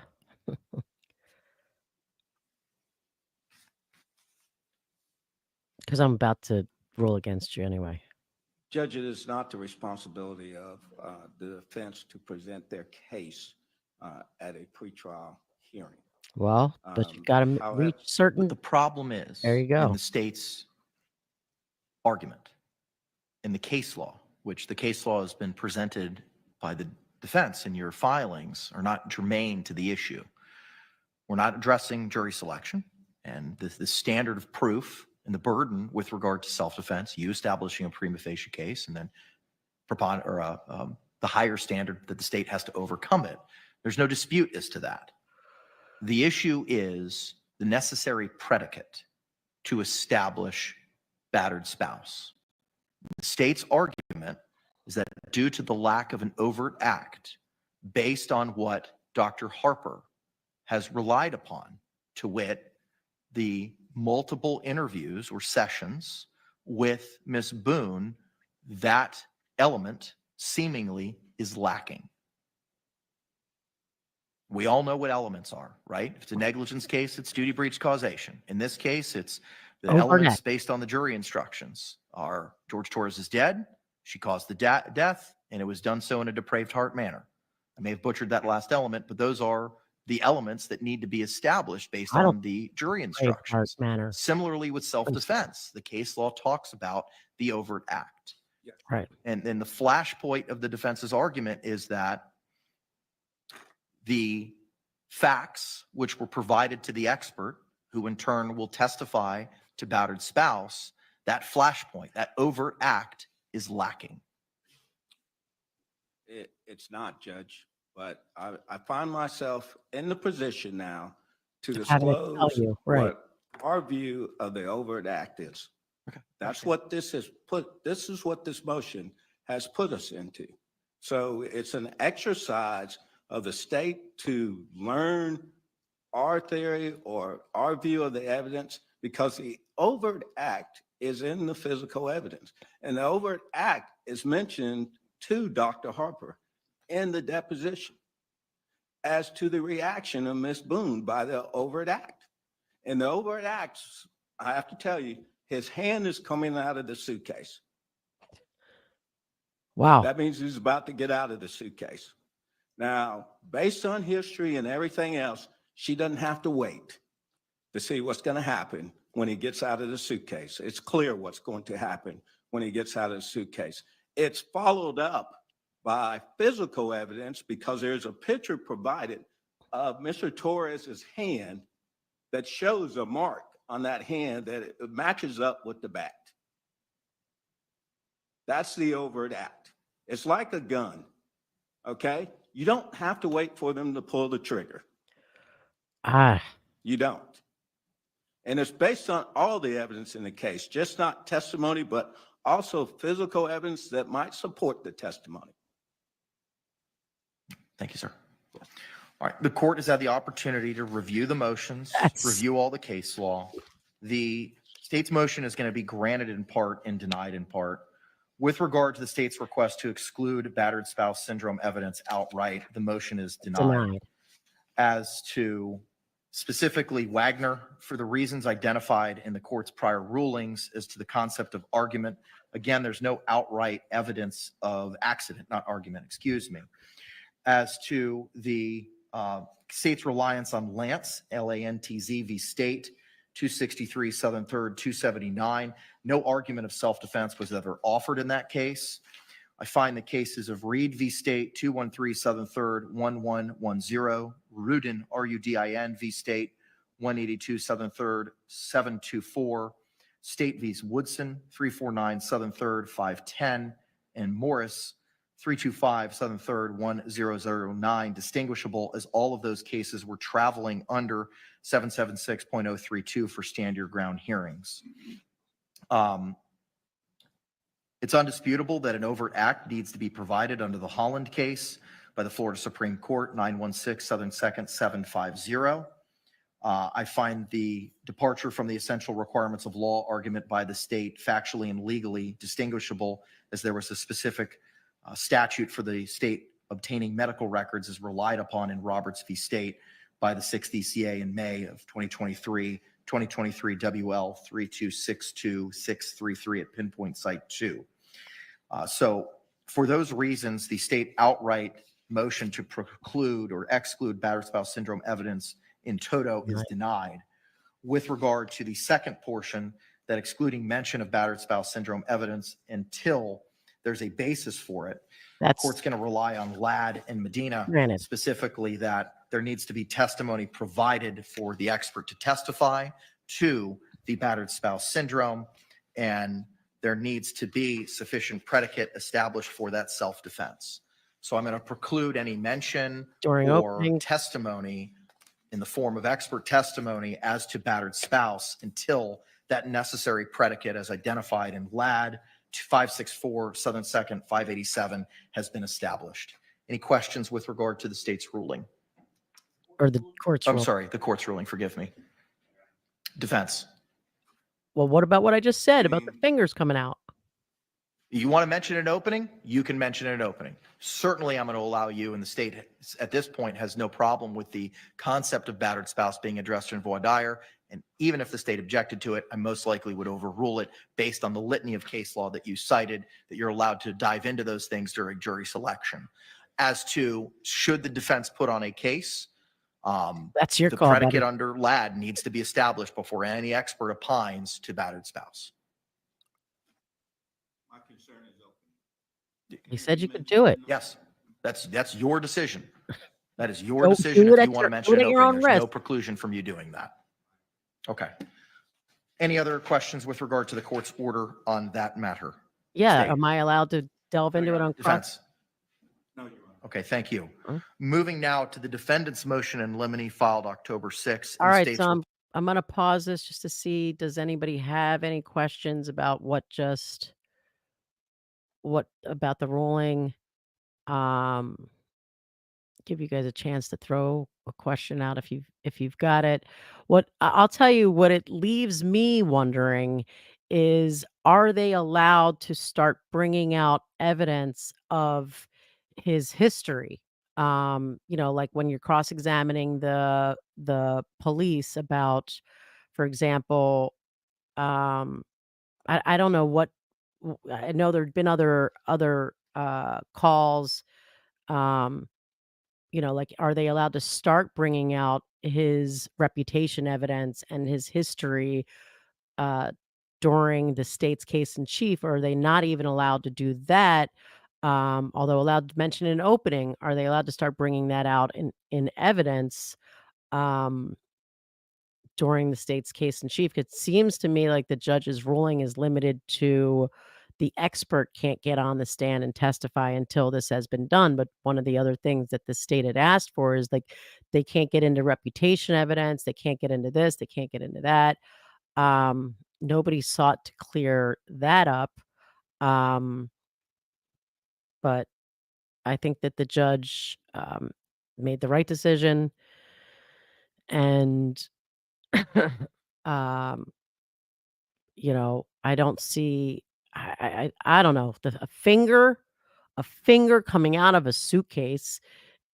What? That's the overt act. I feel like the law is gonna describe what the overt act has to be, and fingers coming out of a suitcase, this just seems so absurd, and now he's saying that the fingers came out, and that's what she hit with the bat. So she's not even letting him use his fingers to get out. I think she has created such a worse case for herself by going this route, like actually putting some depraved heart stuff in, than when she was just like, I was drunk and it was playful and I didn't think he was going to die and I accidentally left him there too long. Um, like she she screwed herself, as far as I can see. Um, and it's on her now, like she got what was probably a pretty fair offer, but like I don't know if they're sticking with second degree and they're not giving that jury a lesser included. I don't know that they're gonna be able to find depraved heart, but him hitting her with a bat as him trying to get out, um, makes it at least closer. What all the things that she said about shaking and hitting the suitcase and stuff like that, that shows she was trying to keep him stuck in there, and she didn't think, you know, he was gonna get out. She felt comfortable enough that if he got out, she was gonna die. She felt comfortable enough that he wasn't gonna get out to go take a nap or at least to lay down. Like, "Shoo, all right, I got that under control." Even if she then fell asleep, uh, and so, all right, let's move on. Oh, and then the other part of that was the medical records, which the judge said no, the state could have gotten the medical records under another statute sooner. So that part of their thing was denied as well. Um, all right, let's see what else we got. Response to same. Um, it looks like we've reached some level of common ground with regard to that motion. The court is going to grant the motion with some. Okay, thank you. Moving now to the defendant's motion in limine filed October 6th and the state's response to same. It looks like we've reached some level of common ground with regard to that motion. The court is going to grant the motion with regard to the statements on page 69 through 71 of the transcript of the February 25, 2020 interview between Detectives Lowen and Kopsel and Miss Boone from page 69, line 6 through page 71. That will be granted to the state not objecting to same. That leaves us to the statements on page 53, line 11, 53, line 13, line 14, page 55, line 24, page 56, line 1, and page 92, line 15. With that, Defense, you may proceed with any argument. Similar to the last motions, I have reviewed all of y'all's case law. All of y'all's case law. Okay. The rule of sequestration applies to testimony of other witnesses, not to anything else. Response? Not from the state. She's allowed to be here to watch. I understand, but I want to know whether she's going to testify. I said there's no state witnesses. So that's a no. May proceed with any Oh, argument. he was trying to Mr. Owens. sequester any witnesses. Yes, sir. And the states say none of these people are going to testify, which seemed to surprise the defense. I have reviewed the 2.8 instruction prior today. Thank you, Counselor. Judge, the problem is the state attorney, when they filed the response, they didn't include the highlighted portion that's italicized at the beginning. Police opinions and statements regarding guilt are generally inadmissible and must be redacted from recordings introduced into evidence unless redaction would render the defendant's relevant admissions incomprehensible. If a recorded interview cannot be appropriately redacted, the trial judge must, upon request, give the following limiting instruction immediately before the recorded interview is played for the jury. That section, which is comments directed to the court, was not placed, to my understanding, in their response. Okay.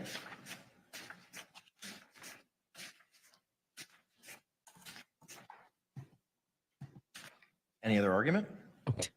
Judge, this was a 2-hour interrogation that occurred the day or two after the event.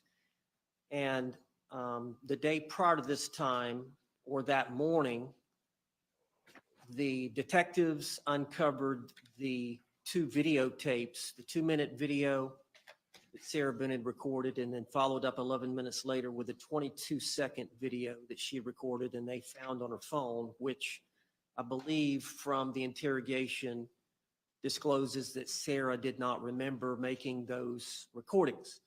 But the purpose of law enforcement's position about having her come in was to interrogate her in an attempt to get a confession from her to the murder. This again. They spent 2 hours trying to do that any which way they possibly could. And the law says that they're allowed to use, and I cited several cases, cited the Smith v. State case, the ODEH, O-D-E-H v. State case, and the Eugene v. State. And in those cases, I didn't see a citation to Eugene. I mean, Eugene's included in ODA, but I don't. Eugene is found, do you need the site? I have it. It's included in ODA, but you did not cite it in your motion. Okay. Eugene is 53 Southern 3rd, 1104. But law enforcement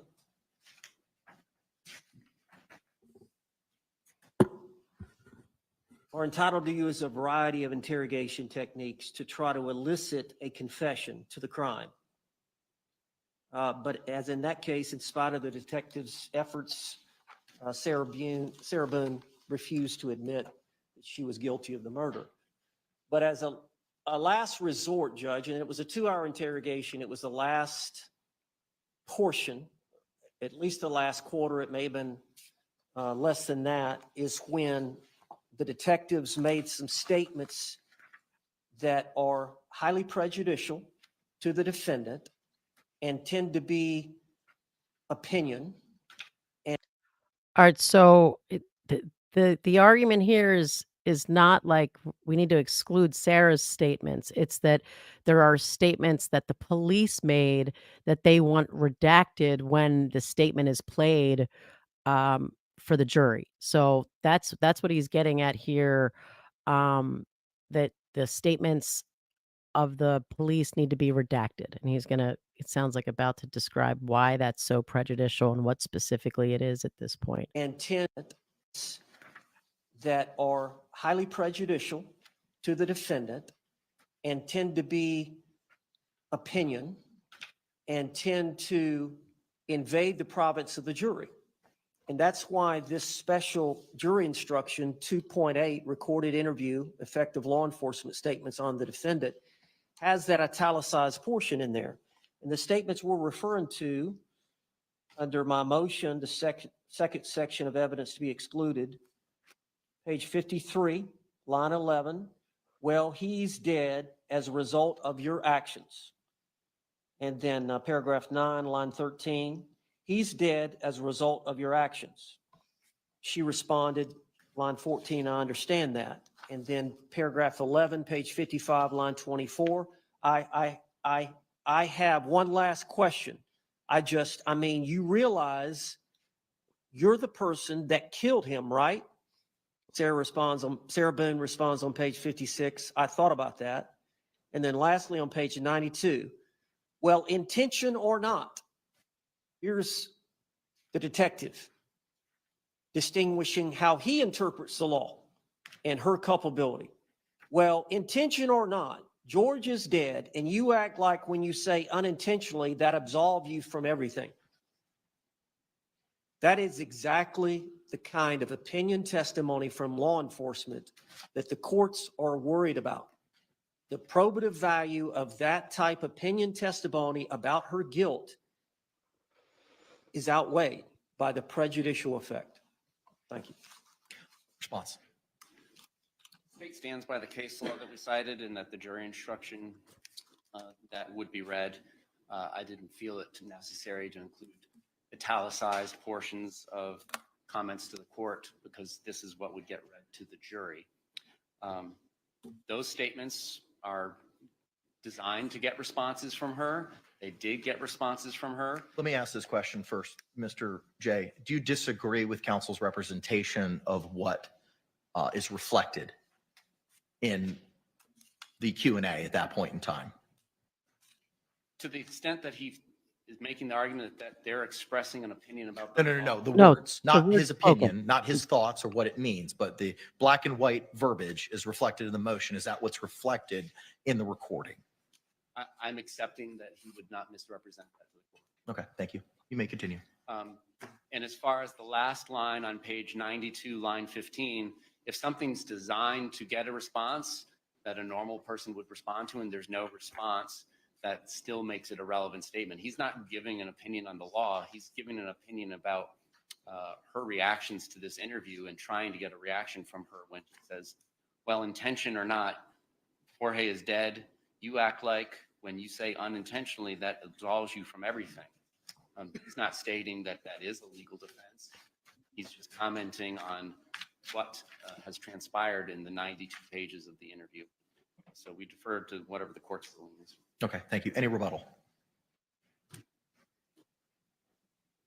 Just for the state attorney not to put that in there, the italicized portion where Supreme judge Court knows is it. giving instructions to the court with those comments. For them not to put that in there. All right. Okay, well, the Jackson case speaks for itself, and the court has reviewed it. Right. Thank you. All right, thank you both for your motion, your motions, your responses, and the case law. The court is going to grant the defense's motion. I disagree with the defense, or with the state rather, as identified in their response, that the only issue is battered spouse. The issue is one of the elements is cause, and those three statements go specifically, I believe, to opinions as to the cause of Mr. Torres's death. So the court is going to grant the state's motion, as under the Bush case cited by the state, law enforcement's opinions are inadmissible due to the prejudicial effect that they may have. And I do find that this is this expression of law enforcement's opinions as to the guilt of the accused. As such, the motion is granted, and those will need to be redacted from.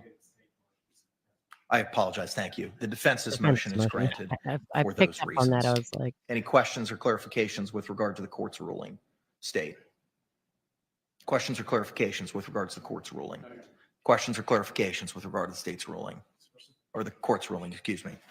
All right, that takes us now to the, all right, so I'm going to pause it here.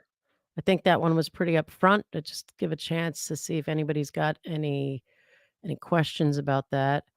And again, I think this judge is a really fair judge. He's thoughtful. He's even-handed. It's his the exact, like, type of judge everybody should want. Um, so but there's plenty of other things in her statement that this redaction's not gonna take away from that. I will, comment, a lot of you guys have been talking about how, like, Sarah Boone is just like, she loves this, like, this is what she wants, and I kinda do agree. I think she might not have taken that offer because she kinda does like sort of the excitement of this, the fact that it's being publicized. I don't know, and this is just my opinion, obviously, I don't know anything about Sarah Boone. It just seems like she's, like, maybe is enjoying sorta, like, the courtroom and, like, the whole mix of things in some sort of sick way or, whatever, that she's like, "Well, I'm going to prison either way, so I'm gonna do this because this is something right now." Um, so or as Afton is saying, she didn't take the deal because she believes she did nothing wrong. But I thought someone said it was was manslaughter. That's not gonna involve a depraved heart. I don't know, maybe she would have taken a reckless type of homicide, and we'll have to see if the state gives that option because I do think that again, I did think that the state would have a hard time of proving it was, intentional or that she knew for sure that he was gonna die, or that it created such a substantial risk of death. Um, like the malice side of it or the depraved heart side of it. But again, some of what she has said that we've heard today puts that in a different light. She's hitting him with a baseball bat. She's keeping him from getting out. She's shaking the thing up. She even says that at some point she did get angry and she had malintent. I think that was the word that they used. That at this point now she does have malintent. I don't know. Maybe I'm speaking out of turn and that's not the words that they used, but it was something um along those lines. But yeah. All right, let's go. State's objection and motion in limine to exclude decedent's medical records. I've reviewed that as well. State, you may proceed.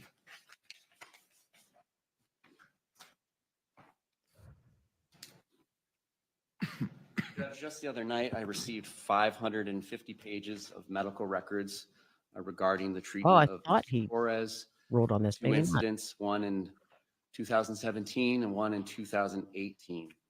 The third email that I received from Mr. Owens purported he believed that they had attachments. They did not. I replied to him as such, and I had not gotten any additional emails with attachments regarding the medical records. So for the purposes of this hearing, all I'm arguing True, about is the Bill. 550 pages that I have been provided. One of those instances involved a narrative being given by the patient, Mr. Torres, that he had put his hand through a plate glass window. This is the 2018 incident, correct? Yes. Yes. And his wife, the following day, made him go in and get treatment. There was a 4.5 centimeter laceration that required 2 sutures. There is no history in the narrative about any violence that the decedent had committed. So I anticipate that Ms. Boone, when she testifies, will give us an explanation about how this was an instance of past violence that she was aware of by the decedent. So making that assumption, then what the state is asking for is the 57 pages seems excessive. This jury is going to have a lot of information to weigh and consider. Not every page of these 57 pages is relevant. What is relevant is Yes, he came in for treatment. That narrative, and the history that he gave of putting his hand through a plate glass window and that he got sutures, that corroborates her testimony. I understand why she will need corroboration for her testimony to bolster her credibility.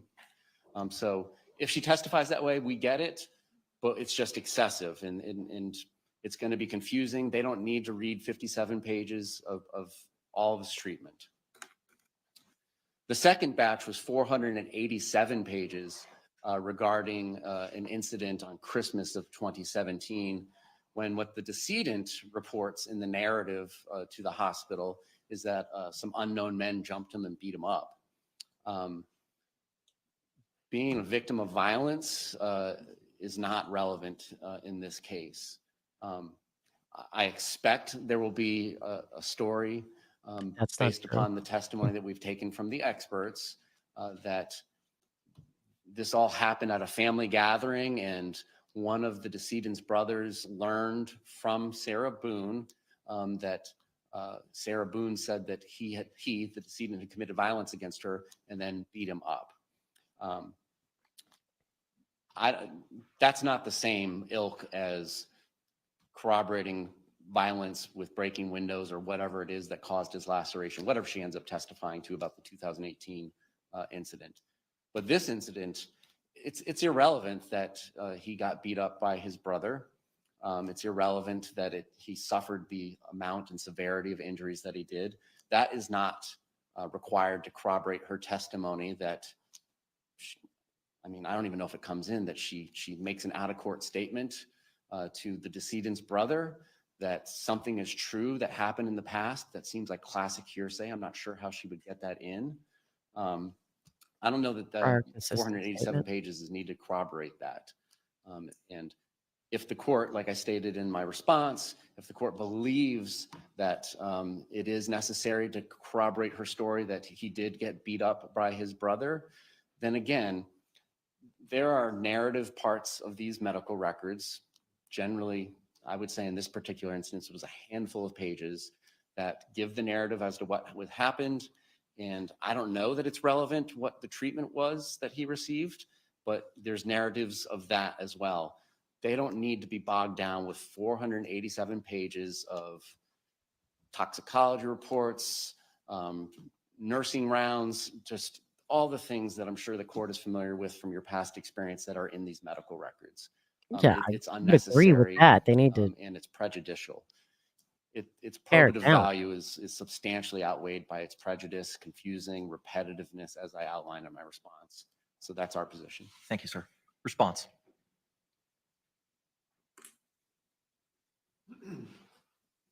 Judge, as you know, we got on this case about 45 days ago, and I can't tell you how many pages of discovery there is that we've had to go through.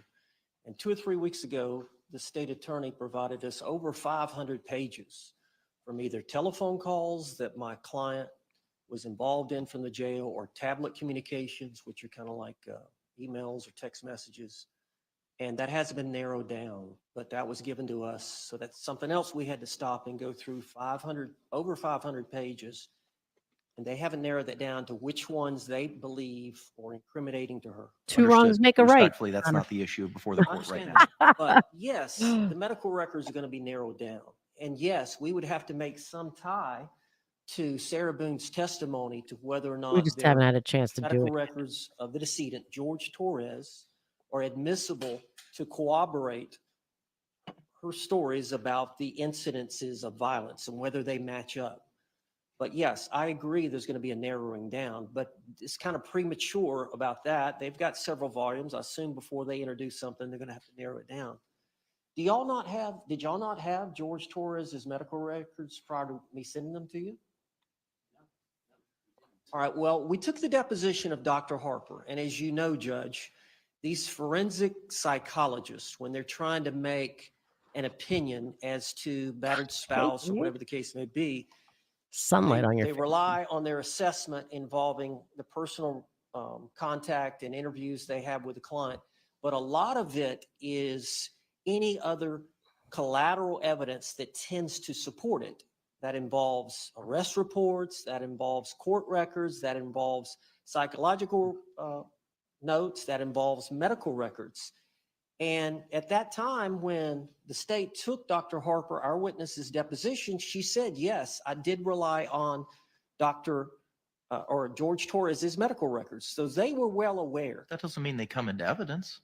I know that. I didn't say that, but they were well aware that that's one thing that she relied upon. A lot of that collateral evidence doesn't come into, and it's going to be. I need to jump into the breach here. Oh, I understand all of that. I understand that there's been volumes of documents that have been provided between both parties. And I understand, based on my review of the highlighted portions that the state pointed out in their motion, as to what Dr. Harper relied upon. None of that is germane to the state's argument.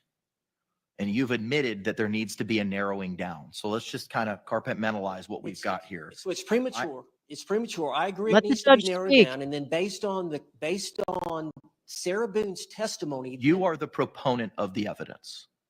So you have to establish relevance. I agree. And you have to establish that it is not so substantially unfairly prejudicial Yes. that the prejudice does not outweigh its probative value, including but not limited to the other identifications in 90.403. Yes, sir. So my question is, sir, with regard to the 2018 incident of the fist through the plate glass window, and I can't recall 40 some odd pages, I think the state identified. man, as he that. knows this case. What of those 47 pages is germane to an incident of violence Who, the that judge? may be needed to establish the self-defense concept It's a good judge. of those 47 pages? It will be relevant after she testifies about that incident. All But 47 what pages? Maybe not all 47 pages. I've agreed that some of it needs to be narrowed down. Okay, well, Hey. what of it needs to be narrowed down? Since Well, we have some level of common ground here. My case is not going to be presented, I would assume, until next week. So I've got a little bit of time. I'll let the state know. That's not how this works. Okay. I can't let you know today, Judge. I'll narrow it down, or we'll talk in the next couple of days. Well, by the state's Friday. position is that the narrative should be permitted as to the 2018 incident, the why Mr. Torres was there. But the nursing rounds, the charts, the follow-ups, treatment, anything in the future other than the 4.5 centimeter laceration that required 2 sutures. I understand the narrative as to what transpired. What else is relevant? And I haven't seen these 47 pages, so I'm not sure there. I'm relying on counsel's representation. I don't know. I'd have to look at them, but in one of the medical records, George Torres was over a 0.31 BAC. Every In time, 2018? 2008. I'm talking about the 2018 incident with regard to the plate I glass have to look at window. the records, but there is other evidence in those records that's going to be relevant after she testifies. That's when she gets beaten, when he gets really drunk. Or that's when he does something violent or threatens to do something violent when he gets really drunk. In one of those incidences, he was over a 0.3. When he gets over a 0.2 to 0.3, that's when he gets angry. He's fine up until that point. We're going to establish that. I don't want to put on my defense today, but Judge, there is going to be relevance to more than just the narrative of those medical records. I'll narrow it down by Friday. That's the best I can do. Okay, what about the 2017 incident, 487 pages, and those documents pertaining to the facial reconstruction and anything thereafter? What does that have to do with anything? Same thing. It's going to be based on her testimony, and then the judge is going to have to make a decision about whether that's admissible based on her testimony about what happened. But what does the facial reconstruction, Records and stuff. surgery, pre-surgery, post-surgery notes have anything to do with whether or not that incident actually took place? That's going to depend on Sarah Boone, depending on what her testimony is, and you'll have to find based on that whether or not that's relevant and probative to the case. He's again asking about the That's not how motions in limine work. I don't know what else to tell you, Judge. She's going to have to testify, and then we'll make the arguments as to the admissibility of that. I'm struggling with understanding how I can understand BAC results. I can Right. understand that Gave up based something. on Dr. work. Harper's deposition. I can understand the narrative as to why they were there. I don't know what are all in these records. What does nursing rounds or pre-op, post-op of facial reconstruction surgery have anything to do with an incident that purportedly took place on December 24th, 2017? How is it relevant? Some of those may not be, some of the records may be relevant, depending on Sarah Boone's testimony about how what happened to him was tied to what he did to her. Which ones? Okay. Anything else? Judge doesn't like this. Response? It seems like he's going to reject it offhand. Two parties' discovery responsibilities in a criminal matter are not equal. I don't think so. The Really? state of Florida has a duty to What'd I miss? disclose anything that anybody knows or may reasonably be calculated to lead to relevant information to the defense. The defendant's obligation is to let us know what they're going to use in trial. So for them to come in today on the third day of jury selection and to tell us that it's premature to ask for what is going to be their actual evidence in a trial is wrong. They got these records, and I understand that they're the ninth set of attorneys for Ms. Boone, but the defendant got these records in 2022 or 2021. And they just get disclosed to me overnight a couple of nights ago. In their discovery responses, in the First Amendment, Second Amendment, third, so on and so forth, for weeks they were telling us that they didn't have them and they were waiting for them, but they were sitting in Ms. Boone's box, apparently, that Billy Lane had acquired years ago. So it's not premature to ask, and it's not unfair to ask for what is going to be introduced in this case, or attempted to be introduced, particularly given the court's rulings. We had rulings from this court, I think you entered it August 5th or August 6th, setting forth a schedule for what are you both, and the state too, we both disclosed what are we actually introducing. Now he's going to The state respond has about actually narrowed down the digital phone evidence from the defendant greatly to about 160 pages of the PDF from the thousands that it was, and handful and a few dozen pictures and videos. We have done everything we can to narrow it down. We're not asking for much here. We're not asking for much. And just to bring the point about the BAC, Jorge Torres had a 342 medical blood, so there's probably some conversion, 10-15% for legal blood, at the time that he was admitted for his facial injuries. That would be a different picture than on the date of the plate glass window. On that date, again, I expect that the testimony from the defendant will be that he was the aggressor, the violent one, and his blood alcohol level would be relevant for the plate glass window one. Here you go, babe. But I'm struggling to understand what his BAC's relevance is if we're all at a family gathering at the Torres's and she says something that triggers one of his brothers to violently beat him nearly to death, what his BAC's relevance is on that particular occasion, unless her testimony is the decedent was being violent with her that day. And that's just not my understanding of how the deposition's read. So, Judge, we're not asking for much. I don't think Friday's sufficient. We're attaching jeopardy to this case as soon as we swear this panel in, hopefully tomorrow morning. Thank you. Thank you. All right. The court has reviewed the motion and has reviewed both the arguments. I'm struggling with the relevance on some of these things. So I'm going to grant the state's motion in part to the factual narratives as to why Mr. Torres was seeking treatment. That will be admissible. I'm going to overrule the state's objection with that, and I think they've conceded that that is relevant. Information regarding blood alcohol content in both the December 24, 2017 incident and the 2018 incident, I find potential relevance. So I'm going to overrule the state's objection with regard to those. However, the balance, I'm going to sustain the state's objection and grant their motion in limine unless there's evidence provided so then in the defense's case in chief that make these other documents relevant. Because at this point in time, it is unclear to me how the balance of other hospital records, nursing rounds, pre-op, post-op, the surgery itself from the 2017 incident are relevant to a fact of consequence, be it any of the material allegations the state needs to establish or any material allegations the defense needs to establish for the purposes of self-defense. I'm not foreclosing you. See, but there there you go. needs to be something for you to link these documents together for me. All right. Any clarification or questions with regard to the state's rule or the court's ruling? Defense. All right. Thank you. That now takes us to, All right, so I'll pause that one too. I think that was pretty straightforward. It was like I'm granting the state's motion on this part, but I'm going to give you the chance to use it if you can prove it later.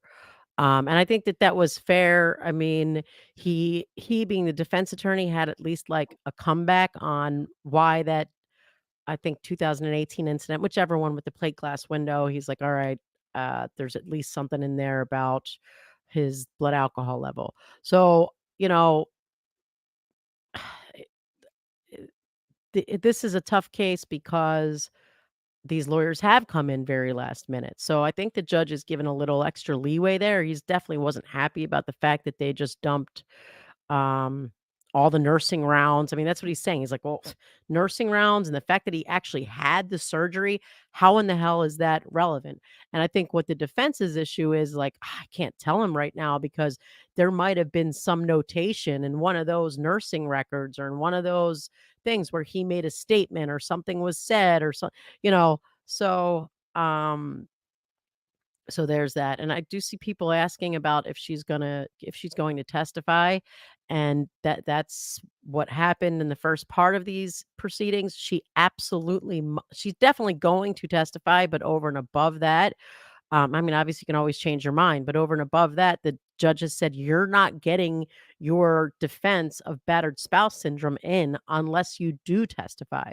So she must testify um, if she's trying to get any of that in. And Bob, I don't know how long you're planning on staying with us right now, and I don't think you were here. Were you here for the baseball bat hitting of the suitcase? No.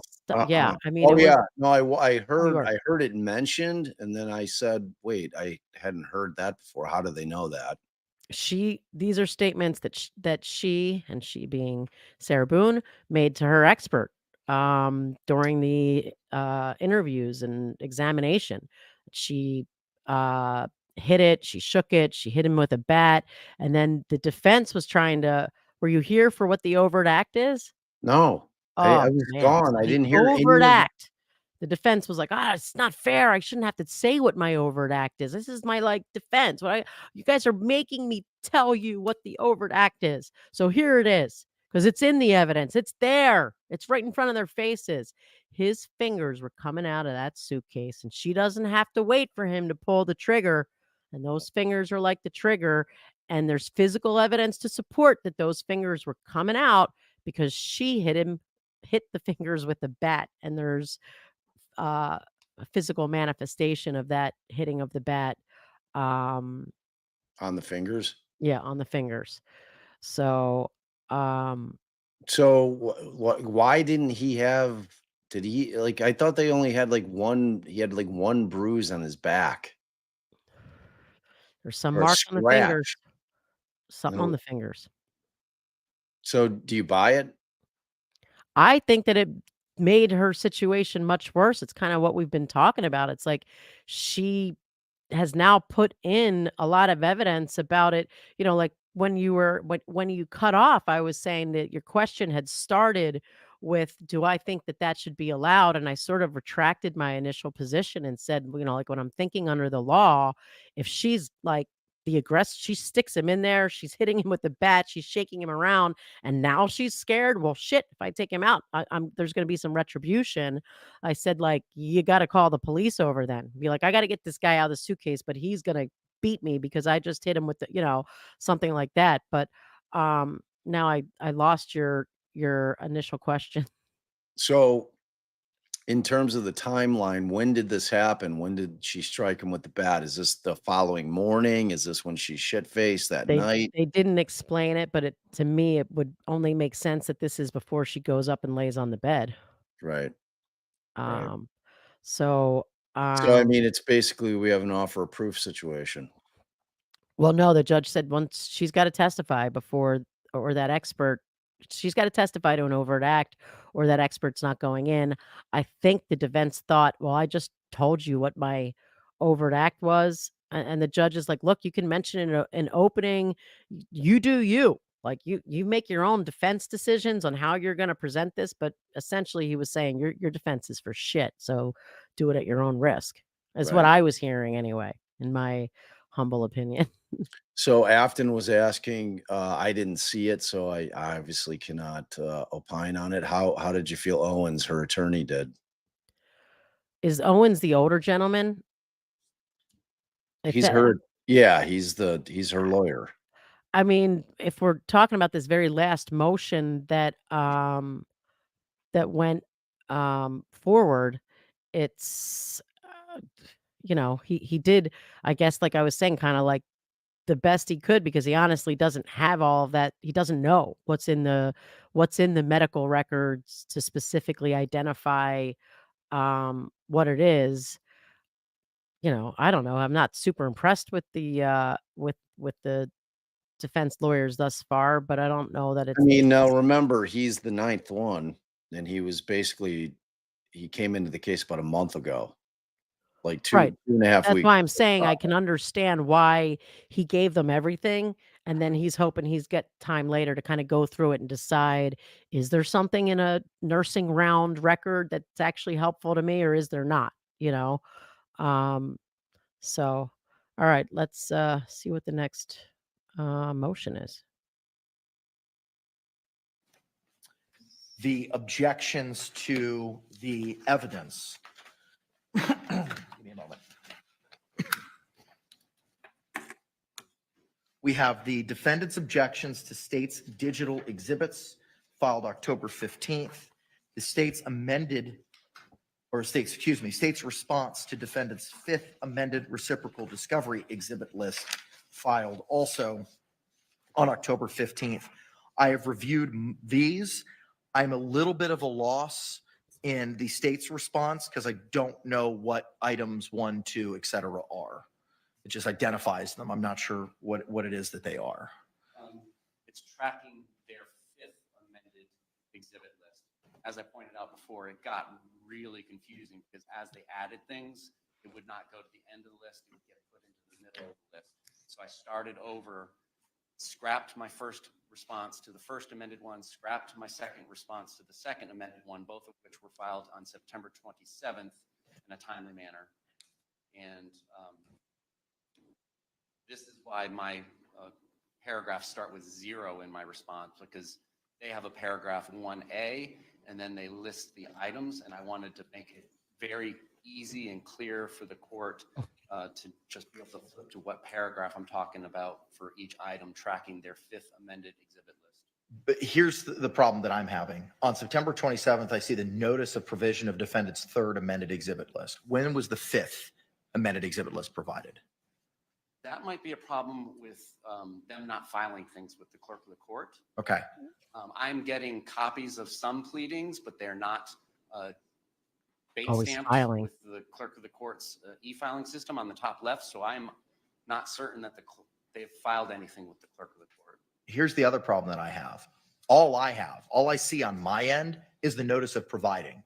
It doesn't identify anything. It's a one-page document. He needs that. So it's hard for me to say what, I know you may have seen it, but the court hasn't seen it based on what's been filed. I believe I would direct any questions about why that's not filed with the clerk of the court to the defense. Okay. All right.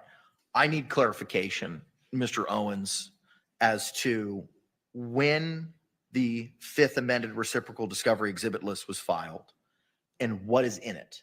Because the notice that I see in the court file from September 27th is just a notice. It doesn't identify anything for me to line up item 1 and item 1 as to what they purport to be. Just give him a copy. That's all he needs at this point.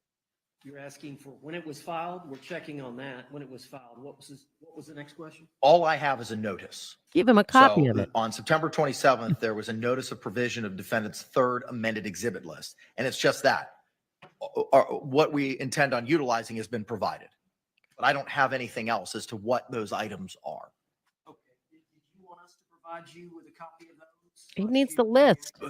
Or you can send it to Madam Clerk and she can print it out to me, because I'm having difficulty lining up what these things are, because all I have in the court file is this was sent on this day, but I don't know what any of these things are. We can move unless we've got some housekeeping matters to address for this afternoon. But unless I'm missing something, the only other thing that we've got teed up to address this morning is the objections. Okay. Give me 1 second. I mean, all the judge really needs is the copy of the detailed list that the state used to go line by line on. All right. I got an email this morning from Juror Services. Juror number 551. I don't recall from what panel. No, I'm sorry. Juror number 471, panel 3, seat 48. Tested positive for COVID. Oh, And Jury Services has instructed him not to return. so they got one of their.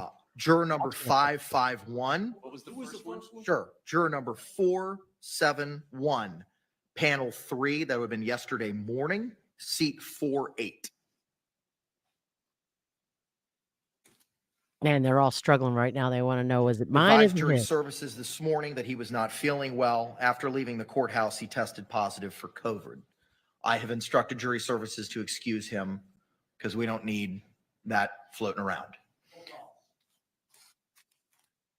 The other juror, 551, I don't have any other information as to what panel or seat. She took a COVID test and was negative. She is planning on reporting today. So due to the shrinking from 54 to 53, jury selection will take place here in 12 Alpha this afternoon as opposed to the 23rd floor. The deputies have already brought in additional chairs so that we can fit 53 people in here. That's the only other housekeeping matters that I have to address. So are there any housekeeping matters to address from the state before we address the objections issues? Is it wise to not utilize that expanded space when two of these panels, or at least one of these panels, has already been exposed to COVID up in the 23rd floor? Would it not be wise to use the bigger space in 23 since one of our panels has already potentially been exposed to COVID, as opposed to packing everybody in like sardines? Oh, I can blip, bloop. Response. I don't know the layout of 23, so Can you all approach this for a second? Huh. I don't know what the issue is here. Maybe some of you guys do it that have been watching of why which courtroom they do this in, as far as jury selection would warrant, like a sidebar. I don't know. But I'm gonna bloop some business. Get right some now. blooping. Do some blooping. Bloop.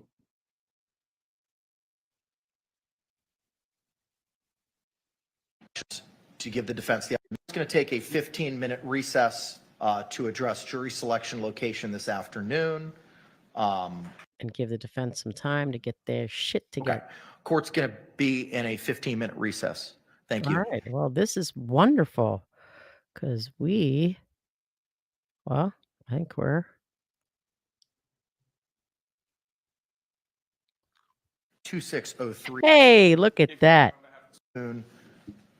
State You did good work. Killing it. Dave Kester on behalf of the state. William J. for the state. defense.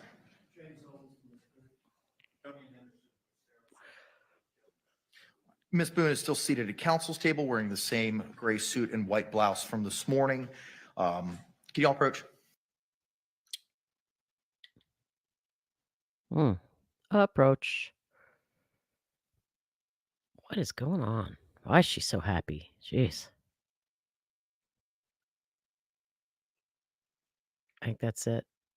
That's all we got. Yeah, it's just okay.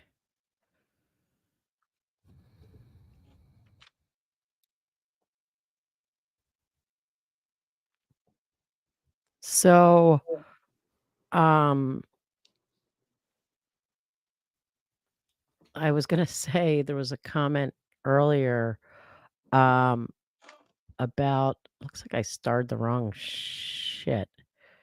Okay. So Madeline said we were talking about the emails that they forgot to attach the documents classic, and I was thinking of the Larry David episode, the accidental text on purpose. I love those. Oh, you got that text? Oh man, I didn't mean to send that to you. Jesus, I feel so stupid. The accidental, I forgot to attach the thing I meant to not attach and pretend I attached. Right. All that stuff. All that stuff. Um, one little update. Just to let y'all know, I don't know how long this is going to go on. I don't imagine for too much longer, but we are keeping a very, very close eye. Because I don't know if you're aware. I don't know if you saw my tweet, babe. The No. Menendez extended family is having a press conference in LA today. Apparently, Rosie O'Donnell, who's been advocating for the brothers for 30 years, is going to be there. Like 12 of the family members have all gotten together and they're having a presser about really trying to encourage Garcon to release them. There's Time's a hard. little bit of a buzz that they might actually get released today. So I really think they should. That would be so wow. That would just we're be going to so cover that. amazing. We're going to cover Yeah. that. I haven't seen a time as to when that will be airing, but hopefully I can get Mandy and Dizzy to do a thumbnail And I'm sure, like, people who haven't sort of been following it, like, that the new information and are at least our age are gonna be like, "What the hell? You talk about the kids that murdered their parents for money?" Because that was the only that was the picture. narrative. That was the narrative. Definitely. Um, oh, everybody who got the gifteds, you're welcome. You're welcome. We love you. We love to show you guys the love in whatever little ways we can. We always appreciate your support. Make sure you're liking, sharing, subscribing. I'm gonna check, It really see what helps we the got. channel. We're close, babe. We're getting really close to 25 thou. Dude, I want 50, so I don't know, 25. I want 100, bro. You know, I want 100, Come but on, people. you gotta earn it. You gotta earn it. I think we're earning it. We're Yeah, putting in the I would work. We're hope putting in so. the work, you know? I don't know that I Or could work you any are. harder. Well, you are too. Don't Well, sell yourself short. I don't I'm like it. just saying, right now, you're putting in a lot of work into this stuff. You work very hard. I do. I You work do. harder than you did as a lawyer. Can't deny that. Can't deny that. Um, oh, Aerolisa, I'm so happy. Did you get one of them? That makes me so happy. Brooklyn got one too. So a lot of our ride or dies got one. So I'm always thrilled. Like Jay was trying to figure out kind of if there was a secret Yes. sauce to the gifting. Like he's like, I think if like you're in the chat and you're in there a lot, and then there just be random people that popped in that would get them sometimes. So I think Jay's theory was destroyed, but um, We're doing pretty good. We got 244 thumbs that's up, great. likes That's out great of for 360. 367. We just need that other 120 to get on it. I got no complaints. It's always weird to me why people just don't like it. Maybe they hate our shit. They're like, you They're know just what? in there watching, being like, Liking it. "I I hate your God, I shit." hate these people." Like if there was a thumbs down, I'd give you a thumbs down. How about that? How about that for your like button? Yeah, no, nobody don't suggest people do that. I don't think there is a thumbs down. I don't think. Yeah, there George is. can step Oh, out for there 1 is? second. And Oh, don't then, do that. Maybe it you offsets. can email that exhibit list to Madam Clerk, and then we can go from there. Thank you. Sleuthy was concerned that our booning was over for the day. Oh yeah, somebody mentioned the sun's kind of blasting through. I get that nice little like ray of sunshine on Yeah, I me. said that when you sat down. I'm like, "Oh, the sun's on you." Have you seen the light? Have you seen Alright. the light? What do you mean, all right? Do you know what movie that's from? Only a non-Chicagoan would say all right, like because you don't know what that's from immediately. Now that you said that, no. You're fired. You're fired. You're fired as a Chicagoan, which Good you thing, are. 'cause I'm a Allie has Philadelphian. lived more time. You're not though. We've had this debate. Philadelphia freedom. You've lived longer in Chicago than you ever I know, lived. you remind me of that. I know. Well, it's true. Like at what point I'm do you become always an East Coast of girl. another city? Nope, I I'm mean, always if you took me to the beach more if we went to the beach more in out here in the Midwest, I'd probably feel like it was, you know, more home. oh yeah, I heard that Heisenberg. Uh, I'm super grateful to both of them. We love Mel. We love I Peter I too. gotta go listen now. I don't know. Yeah. No, that's awesome. I'd like to get That's on with we've been talking about doing a primer. We wanted to do it with Travis on the unspent casing. I don't think it's ever too late for that. I mean, No, we we can can have a do it primer on on that. Thursday night. We just have to see what Melanie's got going on, even Well, if I she was talking about with Travis with the unspent casing. well, Like I but I think was saying we could do both at the same time instead oh, of having the macro and the micro episode, just and have we, a like super macro. yeah, like, we bring him on when we're ready to talk about that, like, I don't know. You We could gotta take figure the girl out of Philly, but you can't take Philly out of the girl. you know it. True story. It's a true story. I did get rid of her saying "water." I got rid of Can that can I myself. have What are you some talking water? about? I'm like, "What? Water? What? You had nothing to do with Water?" it. You never said Had what. everything to do with it. I You always said no, what? I've told the Water. story. I've told the story. It was I actually, I like, I going reject the story. Like, you have oh, revisionist history. You're a professional revisionist historian. no, but Like, there's certain things that I actually do remember, even though mm, my meh. memory is not the greatest. Like, I have a very firm memory of when and how that happened. How did it happen? Tell me the I was story. going through, like, a drive-through here, and I was, like, asking for Oh, water. so some random, No, and like she just kept saying, "What do you wanna order?" I'm like, "Water, water, what do you wanna order?" I'm like, "Alright, come on, you know what I'm saying." And then I spent, like, a couple days, like I remember, like, being in the pool, back in Pennsylvania, so it must have been when we were still going back and forth where I was like, "Aw, water.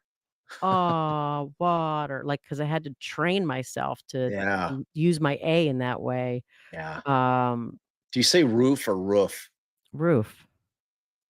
Yeah, I think I was on the Carrie roof. said something the other day, your cousin, um, God, and it was so country, and I was like, "What?" I My can't dad used remember. to call it water. "I need a big glass of water." "Hey, let's grab this" the warsher, yeah. My great-grandmother, who was, an Arkansas gal, used to call it a crick instead of a creek. It might have been something like that. Now I gotta look back and see what "How'd she it go said. down?" Yeah, the It was a warsh, she text. definitely my southern family always definitely said "warsh," gotta do the warsh. Let's see. Oh, Um, she actually called today. my most terrible moment in life is when Allison, outed me for saying costume. She's like, "What are you saying?" I'm like, "Halloween I've actually costume." heard other people say it that way. It It's must be so a weird. Midwestern thing. She's like, "It's not costume." I'm like, "What do you Right. mean?" She's like, "It's costume." I'm like, "What?" It's costume. Like, costume. Costume. Where's your Yeah, it's wearing a costume? costume. What? So, Scout's going as a minion, her and her little crew, whole crew of minions, little Halloween minion action. Oh, here it Um, is. Let's see what she said. oh, thank you, Snappy. Snappy knows Blues Brothers. The Have You Oh. Seen the Light? That's when James Brown, they come into James Brown's church. He's the preacher. Oh, Right yeah, when they're that's trying to get the interesting. band back together. And like Jake and Elwood are standing in the aisle, up leading up from the pews to the pulpit, and like they're at the back of the church, and this beam of sunlight shines down on Jake's face, and James Brown starts pointing at him, "Have you seen the light?" And then Belushi says, "Yes, I've seen the light," and he does his what are those kind of flip-flopping like front? Cartwheels? Back Nah, they front weren't cartwheel. handspring? Yeah, kinda like front handsprings, but when you see John Belushi do it, it's a whole nother level because he's like 3 balloons just crushing it. It's amazing. Or a front walkover, maybe? It was definitely not a front walkover. Well, then a front flip? Whatever. Yeah, like, so it's Was kinda his like hands these. go down or didn't go down? Yes, hands down, Okay, so like hands a front down. handspring then, if you're saying Yeah, it's not but a front he would do it, walkover. like, repetitively. He'd do, like, 6 of them, and it was like flip flop, flip flop, flip flop. Okay. It's impressive. It was one of his more impressive feats. Alright, looks like they might be coming back. I thought I saw something, but Oh, Kraken knows. She says costume too. Yeah, baby. costume. Bring back the costume. Brooklyn. Hey, Brooklyn. Oh, has Brooklyn been in here? You got gifted a membership. I don't know if you were in here when that happened. You must have been like hanging. I don't. Can you get gifted I if don't you're think not so. in? Seems unlikely, but I have known nothing. Nice. Maybe if you're a sub, you get gifted no matter what. I don't know. I don't know how it works. I don't know. I don't know. I don't know. I Susan don't know. Pritzker's in Do Reading. you have any blipping? Like what? Why aren't we? No, we blooped all the bloops. Oh my God. We're blooped out. We're blooped out. Oh, Diz says you can get gifted when not online. All right. Oh, see? Well, I trust her because I don't know. Oh, there Do I was say that. Costco? Costco. You don't. She No, doesn't. I don't. I don't. Right. It's weird. So why costume? I don't know. I It's don't like, know. where is it? But Yeah, I've that actually had heard to have on, been like, TV trained. or something, like a not like a show, but I've actually heard other people Sheila say it says like that. it's very Irish. So there you go. There's Oh, your yeah, he's explanation. trying to be Irish is what he's I'm trying not to do. trying to be Irish. I am Irish. I'm Irish, Italian, Cherokee, and Scottish. Thanks, babe. Hey, I didn't know those things. I know. We I like to did bloop brag all about the my bloops. Cherokee. I like to throw it out there a lot. It's like a Especially because he's finding out he's even more and more Cherokee yeah, than he I'm thought, so finding now out he's like like he wants to go open his own, casino now. Oh, I made yeah. you laugh. You always make me laugh. No, that's few and far between. That is such bullshit. You're such a liar. Liar, liar, pants on fire. Wow. I love when Bob does his little jingles.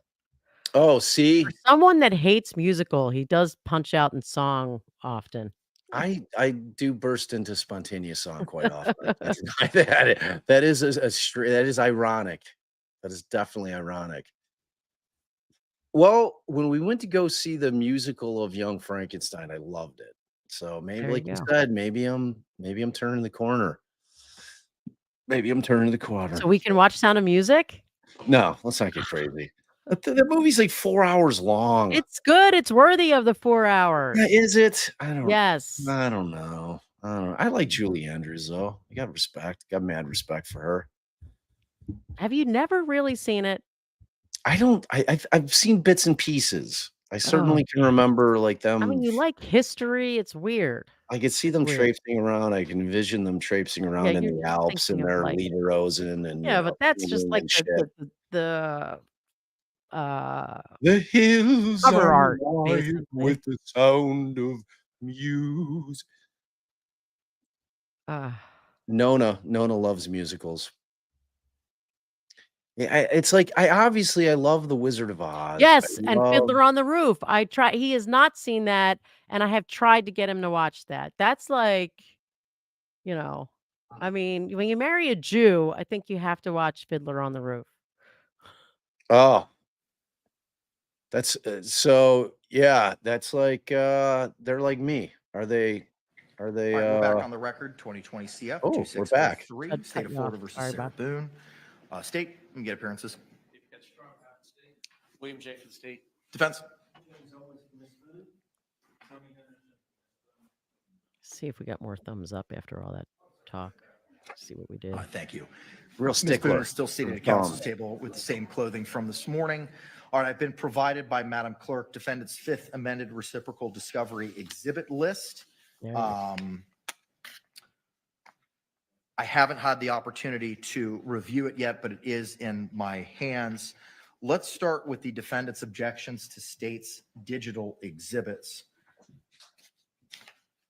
I'll turn it over to you, Mr. Owens. Judge, and I did want to say that the notice of provision of defendant's fifth amendment exhibit list was e-filed on October 3rd.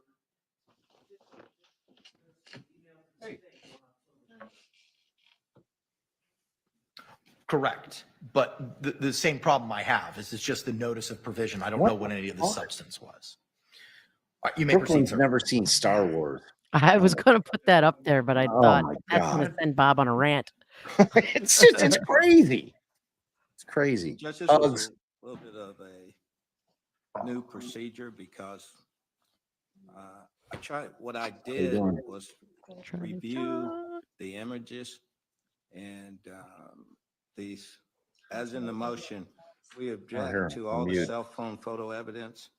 The state intends to introduce a trial as to, I'm not going to know until I hear evidence or see when they're trying to introduce it, if it's relevant or not at that time. Something might make something relevant at a certain time, or it might not make it relevant.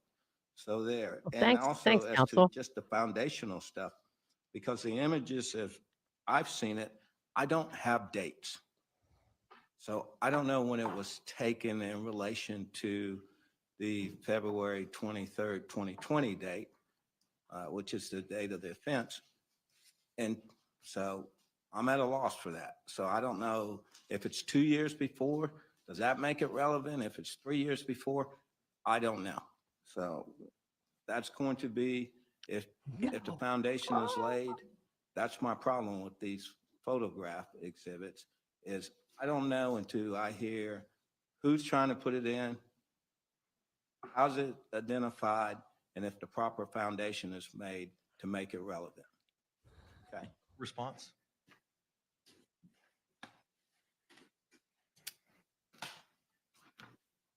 He's like, I'm coming up that podium, buddy. Back off.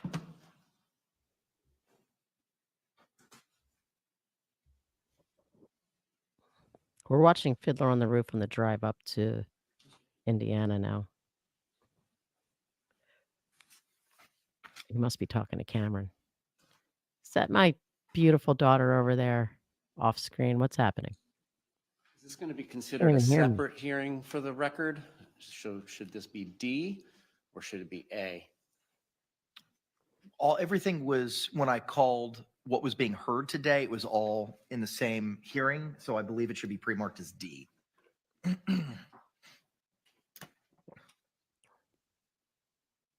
What I'm having Madam Clerk mark as D for identification for purposes of this hearing is what has been provided to the defense as the very narrowed down portion of the phone extraction carve out.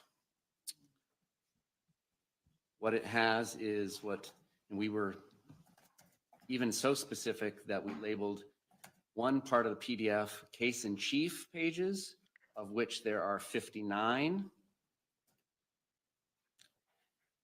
We labeled rebuttal pages, of which there are 108.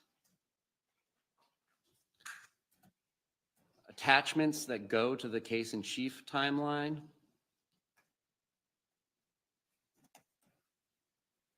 Count up as 80 photographs and videos. Attachments and rebuttal.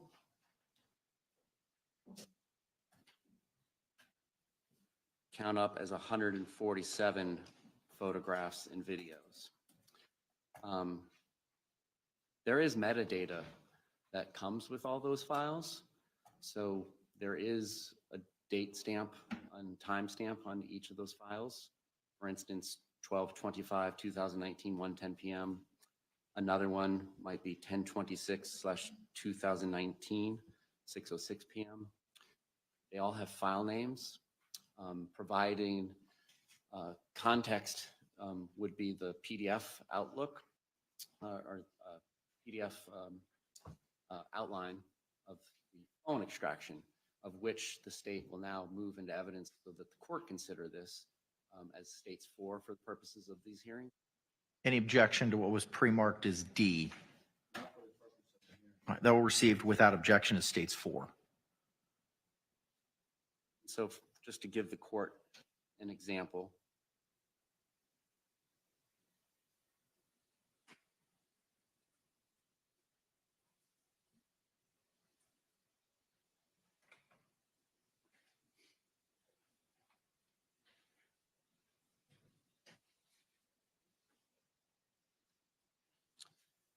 On page 49 of 59 of the PDF labeled case in chief, entry 31107 in this PDF from the phone extraction is labeled videos.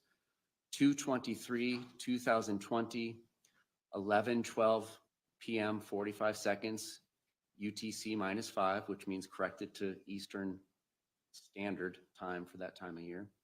And it's image_1062.mov. So that sort of information is going to be there for the majority of these files.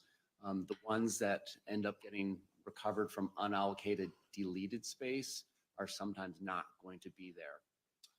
But there will be contextual clues as to their relevance. The court will be able to see that. So for instance, that image is the 2-minute infamous video of Mr. Torres being in the suitcase that started at 11:12 p.m., 45 seconds on February 23rd. So there is context that can be used both on the metadata that's in the file when you list these files by details instead of by icon, and then within the timeline. And what we have carved out is the case in chief timeline has a conversation that begins on Christmas of 2019, and it starts with Mo, presumably the decedent's brother, having a conversation with Sarah Boone, the owner of the phone, and it culminates in hide and seek, I shall. That's the context of that conversation on December 25th. Then it goes down to conversation that's going on January 12th into the 13th of January of 2020. Culminates in a text from the owner of the phone saying, "And bless you and all of you too. I'll get capitals rid of him." So that's the context of those portions of our case in chief PDF. And then there's just the timeline that starts with February 23rd, 2020 at 8:35 in the morning and goes through the entire day to give context of what is going on with her on the phone. Is she using it? When is she presumably awake? That's the context of that file. The rebuttal file, which is, again, 108 pages. It starts, and it basically involves with conversations with or about the decedent, conversations with his family, which I anticipate the defendant is going to testify she was terrified of, and there was problems with all the time. It's going to give some context to those things.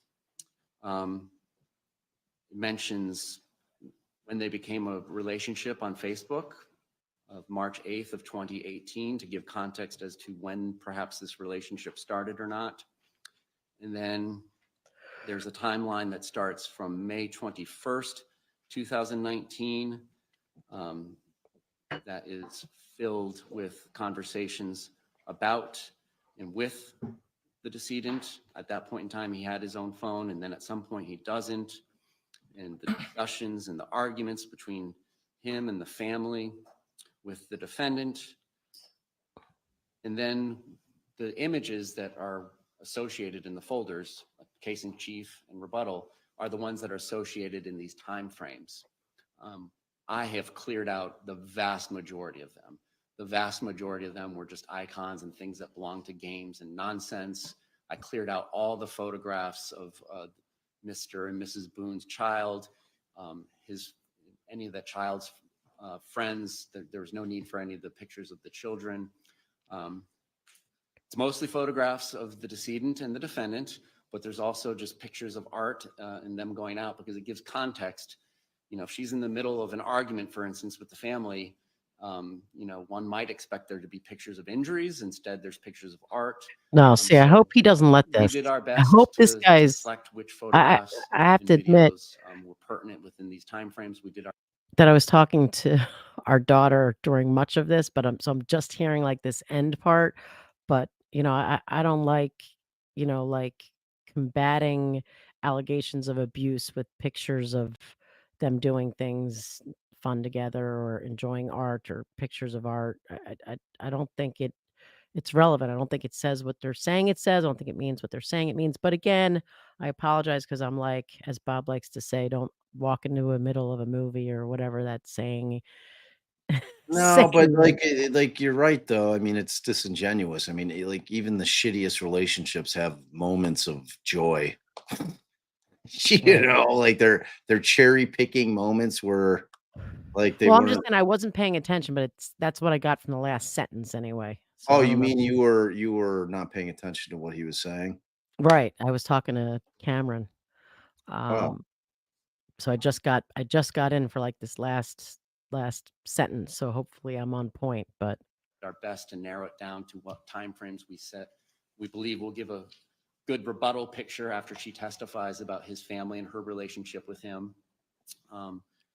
So that's where we're at. So as far as like the relevancy, the general relevancy I'll be back. objection that was made, there was no specificity as to what particular entries in the PDFs are objectionable for any particular reason. We believe that everything is relevant. Again, we are submitting it for the court's review. I know that we're on the third day of jury selection, which will apparently resume in 81 minutes. If there's an authenticity issue, because one of their objections was relevancy, foundation, unknown origin date, hearsay, and Crawford issues. I'm submitting for the court, if I can approach the court. whatever. State 324 Southern 3rd 598 from the Second District Court. Oh, well, that's relevant. She's texting that. I was just talking about like the 246 Southern 3rd 400. pictures of art.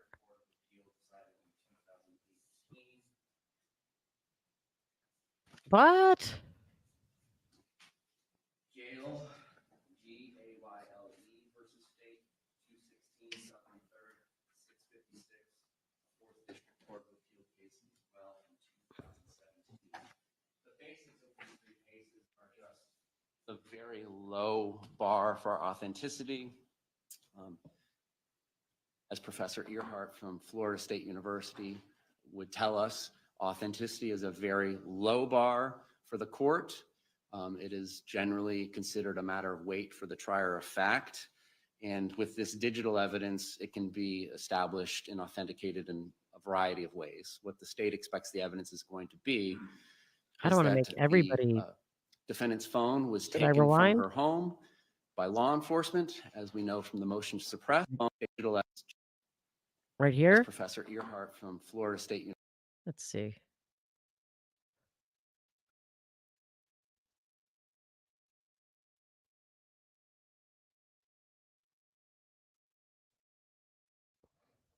To the beginning of this argument, tell me what you guys want. What do you think?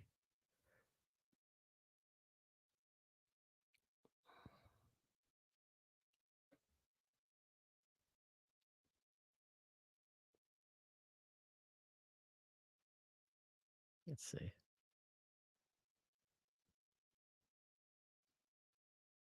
No, I don't want to make you guys listen to all this again. It seems like a lot. No, right? Nobody, nobody wants to hear all that again, right? Or when he starts talking about the text. Okay, let's see if this is it. What I'm having Madam Clerk mark as D for identification for purposes of this hearing is what has been provided to the defense as the very narrowed down portion Let's speed of it up a the little bit. phone extraction carve out. What it has is what we were even so specific that we labeled one part of the PDF case in chief pages, of which there are 59, and 8 timeline, count up as 80 photographs and videos, attachments and rebut as 140 data that comes with all the files. For instance, 12/25/2019, 1:10 p.m. Another one might be 10/26/2019, 6:06 p.m. They all have file names. Providing context would be the PDF outlook or PDF outline of the phone extraction, of which the state will now move into evidence so that the court consider this as states for the purposes of these hearings. Any objection? So just to give the court an example, Assuming this is it.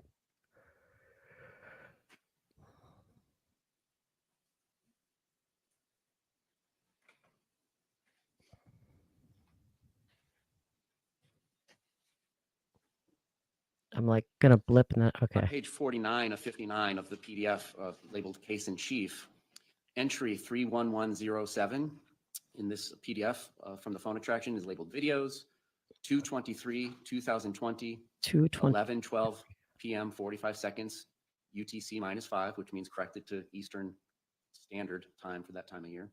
And it's image_1062.mov. So that sort of information is going to be there for the majority of these files. The ones that end up getting recovered from unallocatable clues as to their relevance, the court will be able to see that. So for instance, that image is the 2-minute infamous video of Mr. Torres being in the suitcase that started at 11:12 p.m. Both on the metadata that's in the file, when you list these files by details, and the case in chief timeline Here we go. has a conversation that begins on Christmas of 2019. And it starts with Mo, presumably the decedent's brother, having a conversation with Sarah Boone, the owner of the phone, and it culminates in hide and seek, I shall. That's the context of that conversation on December 25th. Then it goes down to conversation that's going on January 12th into the 13th. This is getting January of 2020. suspicious here. Culminates in a text from the owner of the phone saying, "And bless you and all of you too. I'll get capitals rid of him."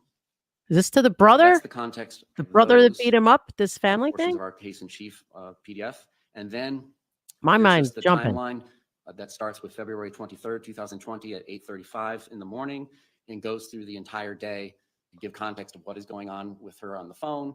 Is she using it? When is she presumably awake? That's the context of that file. The rebuttal file, which is, again, 108 pages.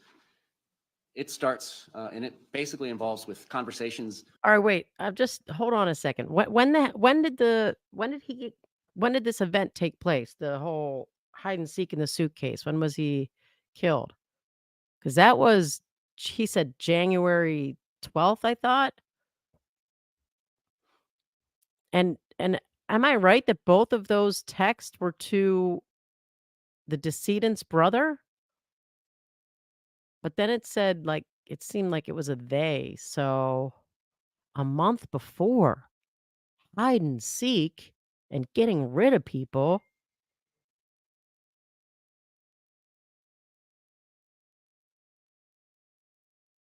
So on 2/23. That's when, wow. And does everyone is everyone saying that the both those texts were to the brother, the whole hide and seek text plus the I'm gonna get rid of him text? And if that's the same brother that they got into that fight with at the family thing, I don't I mean, I'm jumping. My mind's jumping to some conclusions here. So, all right, let's just keep going. With or about the decedent, conversations with his family, which I anticipate the defendant is going to testify she was terrified of, and there was problems with all the time. It's going to give some context to those things. Mentions when they became a relationship on Facebook of March 8th of 2018 to give context as to when perhaps this relationship started or not. And then there's a timeline that starts from May 21st, 2019, that is filled with conversations about and with the decedent. At that point in time, he had his own phone, and then at some point he doesn't. And the discussions and the arguments between him and the family with the defendant. And then the images that are associated in the folders, case in chief and rebuttal, I'm are the ones still that are shocked associated in about these this time hide and frames. seek and getting rid of I him have text. cleared out the vast majority of them. The vast majority of them were just icons and things that belong to games and nonsense. I cleared out all the photographs of Mr. and Mrs. Boone.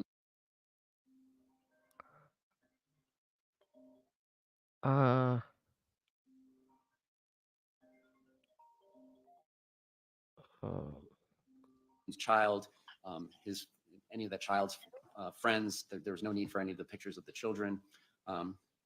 It's mostly photographs of the decedent and the defendant, but there's also just pictures of art and them going out because it gives context. If she's in the middle of an argument, for instance, with the family, one might expect there to be pictures of injuries. Instead, there's pictures of art. So we did our best to select which photographs and videos were Oh, pertinent so within these he timeframes. We did our was best to narrow it down to what timeframes we set. We okay. believe we'll give a good rebuttal picture after she testifies about his family and her relationship with him.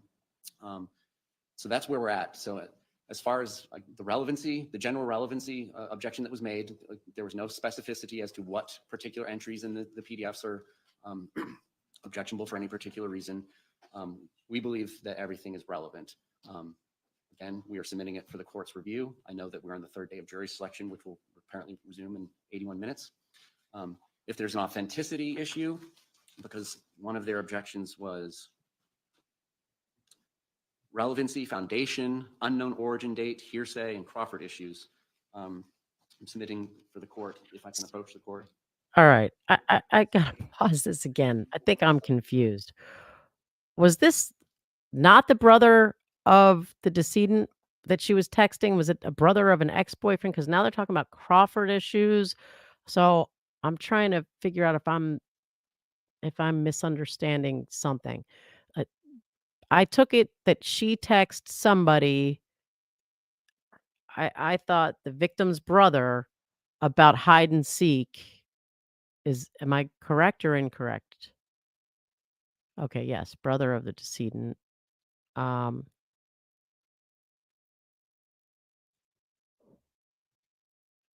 Moses or Moises is Jorge's brother. Okay. And then same thing with the I'm gonna get rid of him text, right? All right. All right. Hmm. 598 from the Second District Court of Appeal decided in 2021. Lamb versus State, 246 Southern 3rd 400 from the Fourth District Court of Appeal decided in 2018. Just giving him some case law. As Professor Earhart from Florida State University would tell us, authenticity is a very low bar for the court. It is generally considered a matter of weight for the trier of fact. And with this digital evidence, it can be established and authenticated in a variety of ways. What Substantially. the state expects the evidence is going to be is that the defendant's phone was taken from her home by law enforcement, as we know from the motion to suppress, and it was provided to a digital forensic examiner who was able to use the defendant's passcode to unlock it and perform a digital extraction. So that should clear up most of the authenticity issues as to who the owner of the phone is. The state readily concedes and has provided context by using extra pages of conversations that at some point the decedent no longer had his own phone and was using Ms. Boone's phone from time to time. And in fact, that is part of her allegations about pornography and contacting other women. But I believe the context of those conversations makes it clear who is using the phone and who is not using it. That's an authenticity issue. We believe that there is no foundation issue. We believe, based on the defense they are raising, that there is relevancy. We have. So the state is conceding that at times the victim was using her phone, but they're saying we can tell by the context, the conversation, which one of them is talking, unless of course he decided to speak as her in one of those on one of those occasions. I guess just to see because authenticity when you're dealing with a phone, it's like, well, someone else could have had my phone. You can't prove that was me saying it. So a lot of times they'll use like evidence about who had the phone and other things going on the phone and your voice. Like this is the way you text. Like if all of a sudden the texts aren't using any shorthand and it's got all punctuation correct and that's not the way somebody texts, that would go against, authenticity. If they always use y'all, if they always use ellipses, something like that, those things can establish authenticity of a text message, despite the fact that no one knows who actually sent it. And so it is an issue. It sounds like Florida might have some looser case law on authenticity the way he's describing it, but I think it definitely could be an issue if we're talking about a period of time where it is known that the victim, is using her phone. So let's see how this plays out. Split it up to the case in chief and the rebuttal. We are specifically only entering the two incriminating statements in the context of those incriminating statements about hide and seek and getting rid of him, plus the timeline of the date of the offense. Then the rebuttal, we have carved it out as best we could to present a picture of the conversations and the tone, as much as tone could be inferred. Looks like her lawyer's looking at his phone, just kind of reading some and emails. how the relationship was with the family. And Looks like may or may not have she been the might be support like, or aggressor. man, that hide and As far seek as text hearsay and might get Crawford me. issues, I am unclear if they are talking about just in general the digital forensic extraction report itself. One of the cases I gave to you makes it clear that machines are not humans.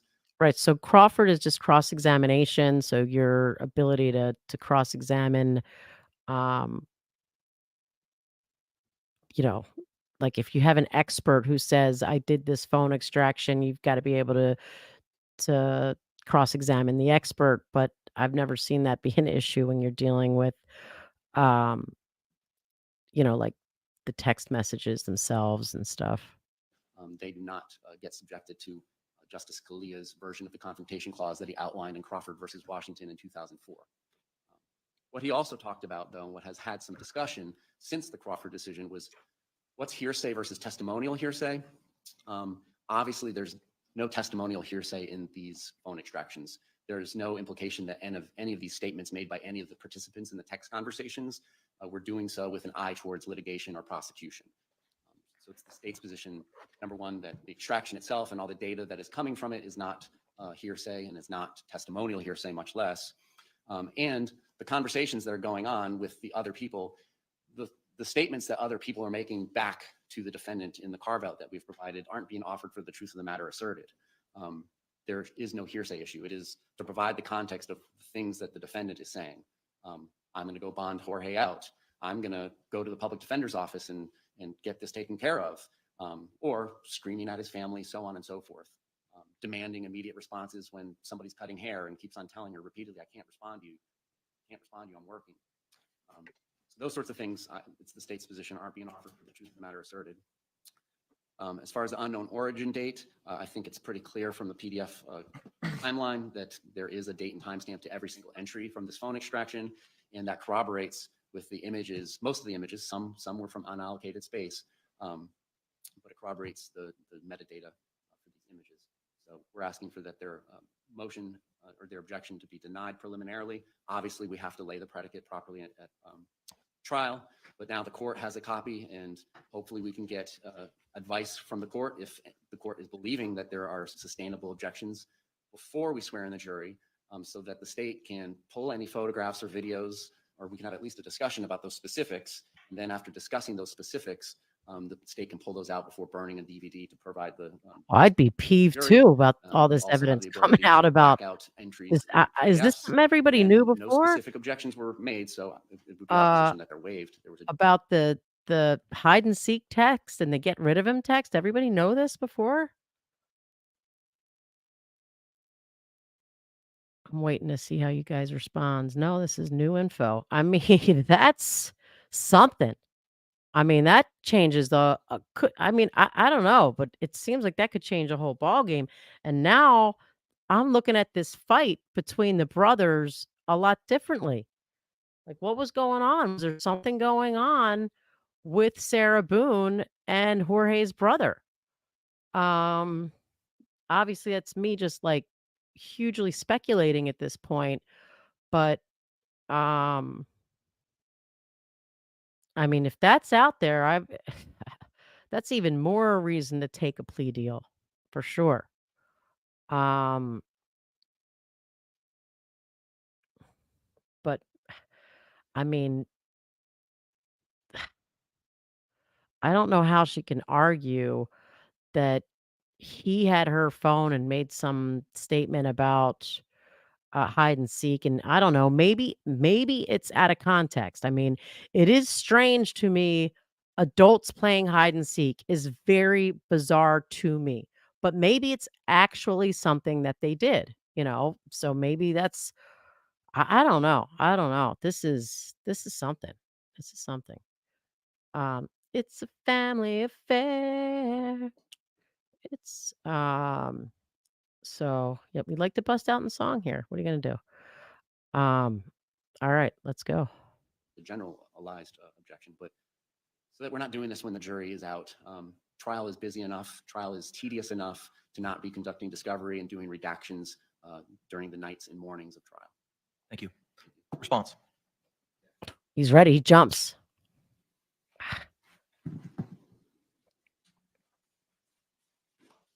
Judge, I think this procedure calls for a lot of speculation as to the defense part, as to what these photos, examples of the photographs, what's the use of this photograph? There's a piece of art on the wall. I don't know how that's relevant to the case. I agree.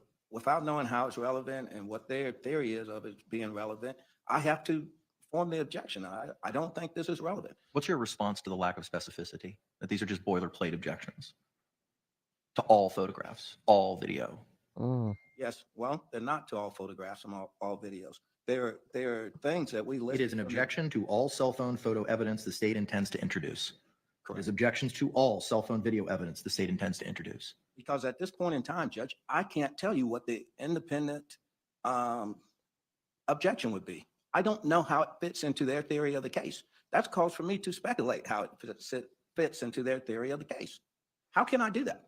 If they show you a picture, It's like a specific picture now. of artwork, all right, I don't know how that's relevant to this case, or a conversation that takes place between two other people.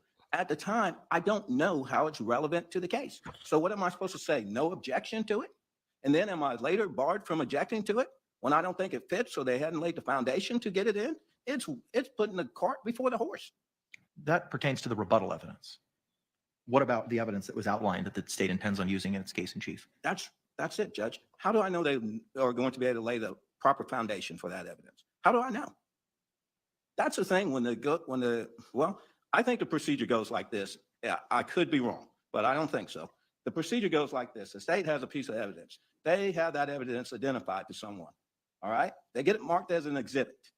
Okay. At a certain point in time, the state asks if we'd like to introduce exhibit number 1 into evidence. Defense, either objection or no objection at that time. I've heard the witness who've identified it. I know what it is at that time, and I have some relationship to it at that time to make the proper objection. Just getting a I agree. picture now, and I'm supposed to say no objection. I don't know what they're using it for. Guess what, Judge? The videos of the suitcase, we didn't object to those. Do you know why? It was clear. I know when it was, and I know the purpose of using it. But when you have animate objects on the wall or pictures of individuals, and in this case, But what I'm reading, it sounds like you're objecting to those. All cell phone video evidence that the state intends to introduce. Correct. Sounds like it covers the suitcase video to me. All No, it means doesn't. all. the suitcase video is listed in the things that we don't object to. I don't know that. I have image _ 0954. I don't know what that is. Image _ 0980. I don't know what that is. Okay. I'm just looking at the words on the paper. How does it need to be done, Judge? Well, what the state is asking for is a preliminary ruling on these objections. How do you have a preliminary ruling on an objection when the foundation or anything has not been laid in court for evidence being admitted? They conceded they need to lay the appropriate foundation. Well, It's part of their argument. okay. So I'm not going to address foundation. If they're able to establish it is what it purports to be under the case law, under 90.901 and everything else, I mean, he's right. It's a low bar for what admissibility is. And I have no problem with that. Okay. I have no problem with that part, Judge. The thing that I'm saying is, I want to make sure, because I didn't object to something on here, it waives my right to object to it later. Yeah. Well, yeah. That's what they're Okay, trying to that's do. what this sounds like to me. It sounds like this is a situation, well, Mr. Henderson, you didn't object to this on the state's list of exhibits. You did not object to it. You can't object to it now. I don't think that's fundamentally correct. So I don't know what part I'm missing. Anything else, sir? Well, yes, Judge, I would like, because I know it's a different jurisdiction. People do things differently. Okay. 30 years. I've never had to do this in a criminal case. Okay. Part of the reason the court issued the order back in August is at that point in time, Ms. Boone was representing herself pro se. And we need to establish deadlines to prevent any ambush or last minute issues. Then y'all parachuted in on August the 30th. Yes. There was no order. There was no request to vacate any of those deadlines. So those deadlines were still in full force and effect. Yes, sir. But the reason behind that was because Ms. Boone at that time was representing herself pro se. And to avoid issues at trial, the court had set a schedule for when certain objections needed to be provided. And I understand your position. I don't want to be in a position where I'm deemed to have waived anything. I get it. But the state's proffer seems to have established some level of relevancy for these things. And as we well know, the bar for relevancy is very, very low. As the foundation, I agree with you. And the state concedes that point. They need to establish the appropriate foundation.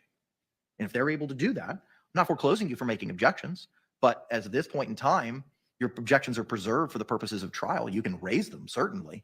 But at this point in time, based on the state's proffer of what they intend to use and why they intend to use it, I'm going to find that it's relevant and not repetitive.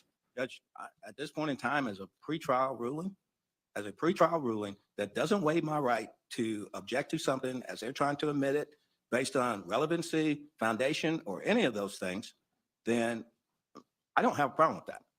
What my concern was, the way this looked like to me, if I didn't make an objection to it at this time for this, I am waiving it at trial. I understand. Any clarifications or questions with regard to the court's ruling? I believe we're trying to treat this like a video interview redaction issue. Like, it takes time to go back and pull out pictures and pull out videos or black out lines or remove pages. That's all we're trying to do, is do that today. I don't know what the defense expects to be different at trial, what more information they're going to learn from the digital evidence. I mean, the foundation for this evidence is going to be the law enforcement officer that took the phone that is pictured in the CSI photos out of Miss Boone's apartment. It's right on the nightstand next to the suitcase. And then that person's going to have to testify, well, I gave it to Janella Wadden. And then Janella Wadden is going to come in and bring the phone with her and say, this is the phone that I plugged into my Magic Cellbrite software or whatever she used on that particular day. And this is how Cellbrite works. This is my educational background, blobbity blobbity with this software. Blobbity I pulled this blobbity. extraction out. Mr. J sent me this carve out of this extraction before trial. In fact, she picked it up yesterday. And I believe, I'm going to testify that this is part of the larger carve out. This is from her phone. That's going to be the foundation. The rest of these things are things that we should be able to have an intelligent discussion about today with specificity about this line of text isn't okay. This particular photograph's not okay for this reason. That's what we were hoping for. Okay. Have you reviewed what it is that the state intends on eliciting in this exhibit? Yes, Judge, this is the things that I reviewed. I sat down last night and went through every one of them preparing for this hearing. What we did not, or what we failed to do because of the time restraint, for the ones that we didn't list the number and I didn't give detail as to like IMG 0954, what it represents. My concern is this, because I don't have a problem with this or with the state's evidence at this time, as long as it's not a bar that when we come into court and I feel something is not relevant at that time, or they go to admit it and I say objection relevancy or objection foundation, then I'm not barred at that time. I don't know any rule that would bar me at that time. Okay. Well, I'm going to overrule your objections for the reasons that I previously identified. You can raise your objections at trial if you deem necessary, but based on the state's proffer, I'm going to find that the different categories of documents that he's identified as reflected in Exhibit 4 are relevant. They are not repetitive. They're not cumulative. And so long as they can establish the appropriate foundation and based on counsel's proffer, seems like they might be able to do so. wow. Any questions, sir? Now, I just want to add something for the record. Yes, sir.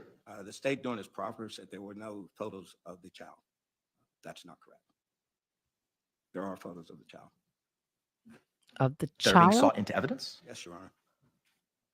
State? Response, if any?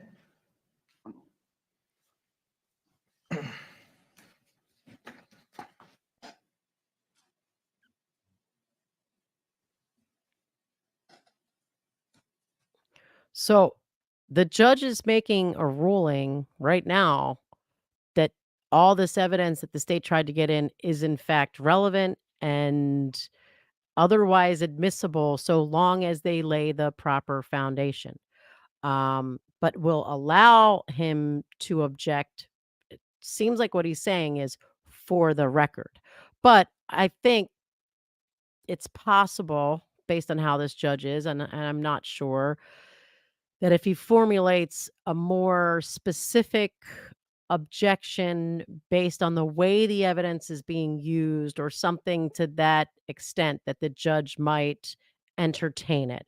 But technically, right now, as it stands right this second, unless something changes, he's saying, I'm granting the state's motion and finding ahead of time that they have established that all this evidence is relevant, non hearsay, blippity bloppity. uh, and and we'll see what happens right now with the images of her child. Um,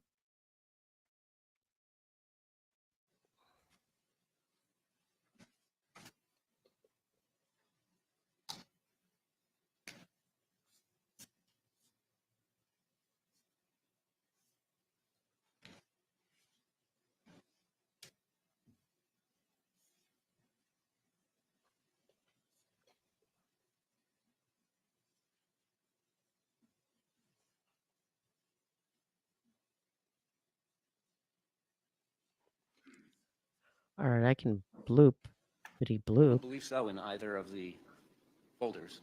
I don't have any independent recollection if I tied it up more than when I gave them what I believe the exhibit to be a week or two ago, but I don't see any. Well, then it sounds like the state's not intending to use them if they're there. So the judge can sort of resolve it like that.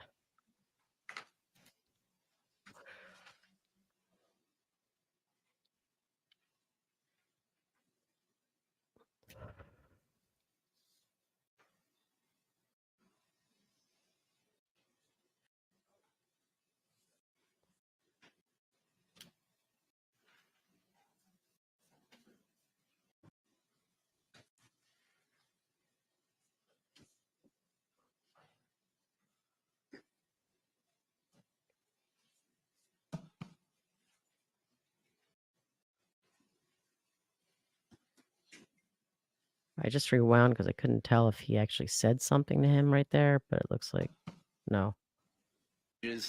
I couldn't. Okay. Okay, I see two images. I couldn't recognize it as reflection of children in I don't know if it's a snow globe in an aquarium or whatnot, but I have no objection to removing those two. I just didn't recognize it as children. I recognize it as a crab. I haven't seen the picture, so I'm at a loss.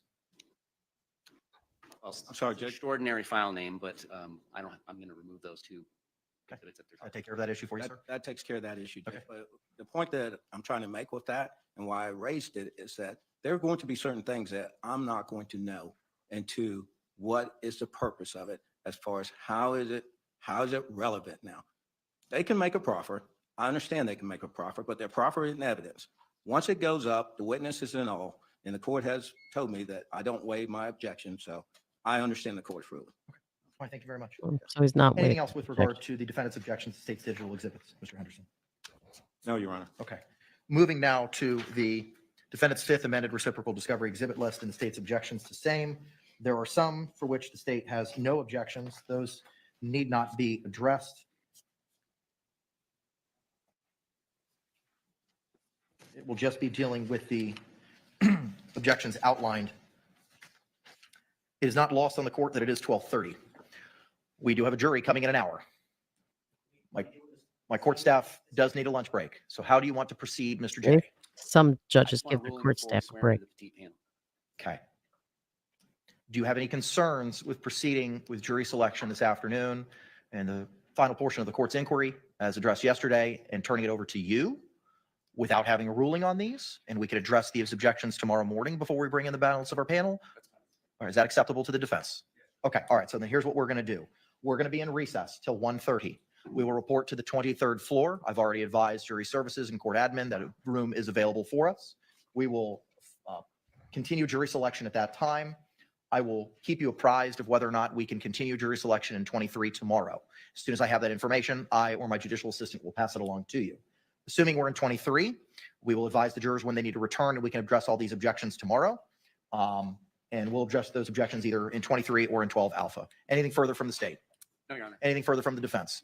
Okay, we will see you all at 1:30 and 23. Thank you. All right. So there you have it. What? Why does it look black? That's weird. Oh. Oh, wait. What? Me back to the stage. What? I don't get it. Hmm. Why am I only staying little?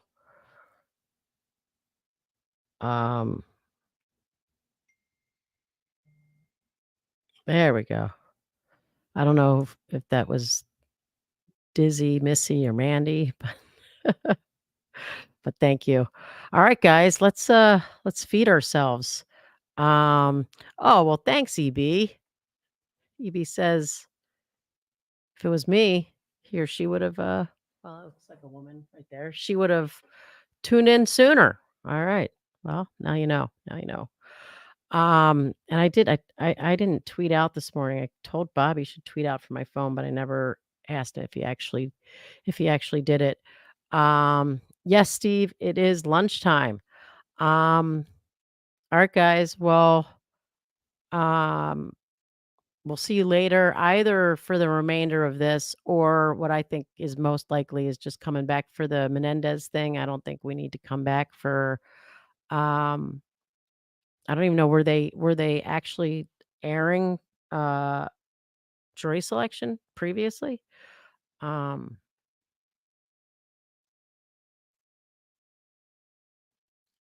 so I I would love to tell you when we'll be back, but I don't think that we need to be back for the rest of jury selection, but Bob and I are gonna come on for okay, no broadcasting of it anyway. All right, good.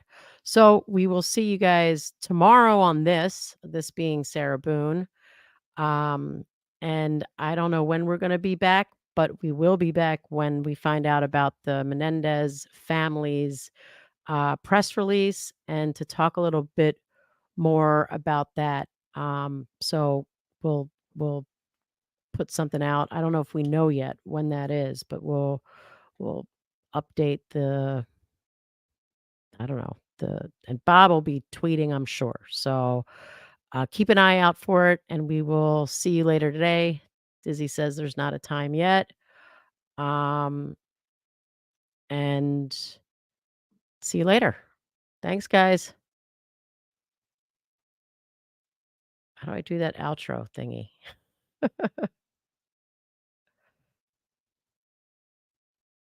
Somewhere.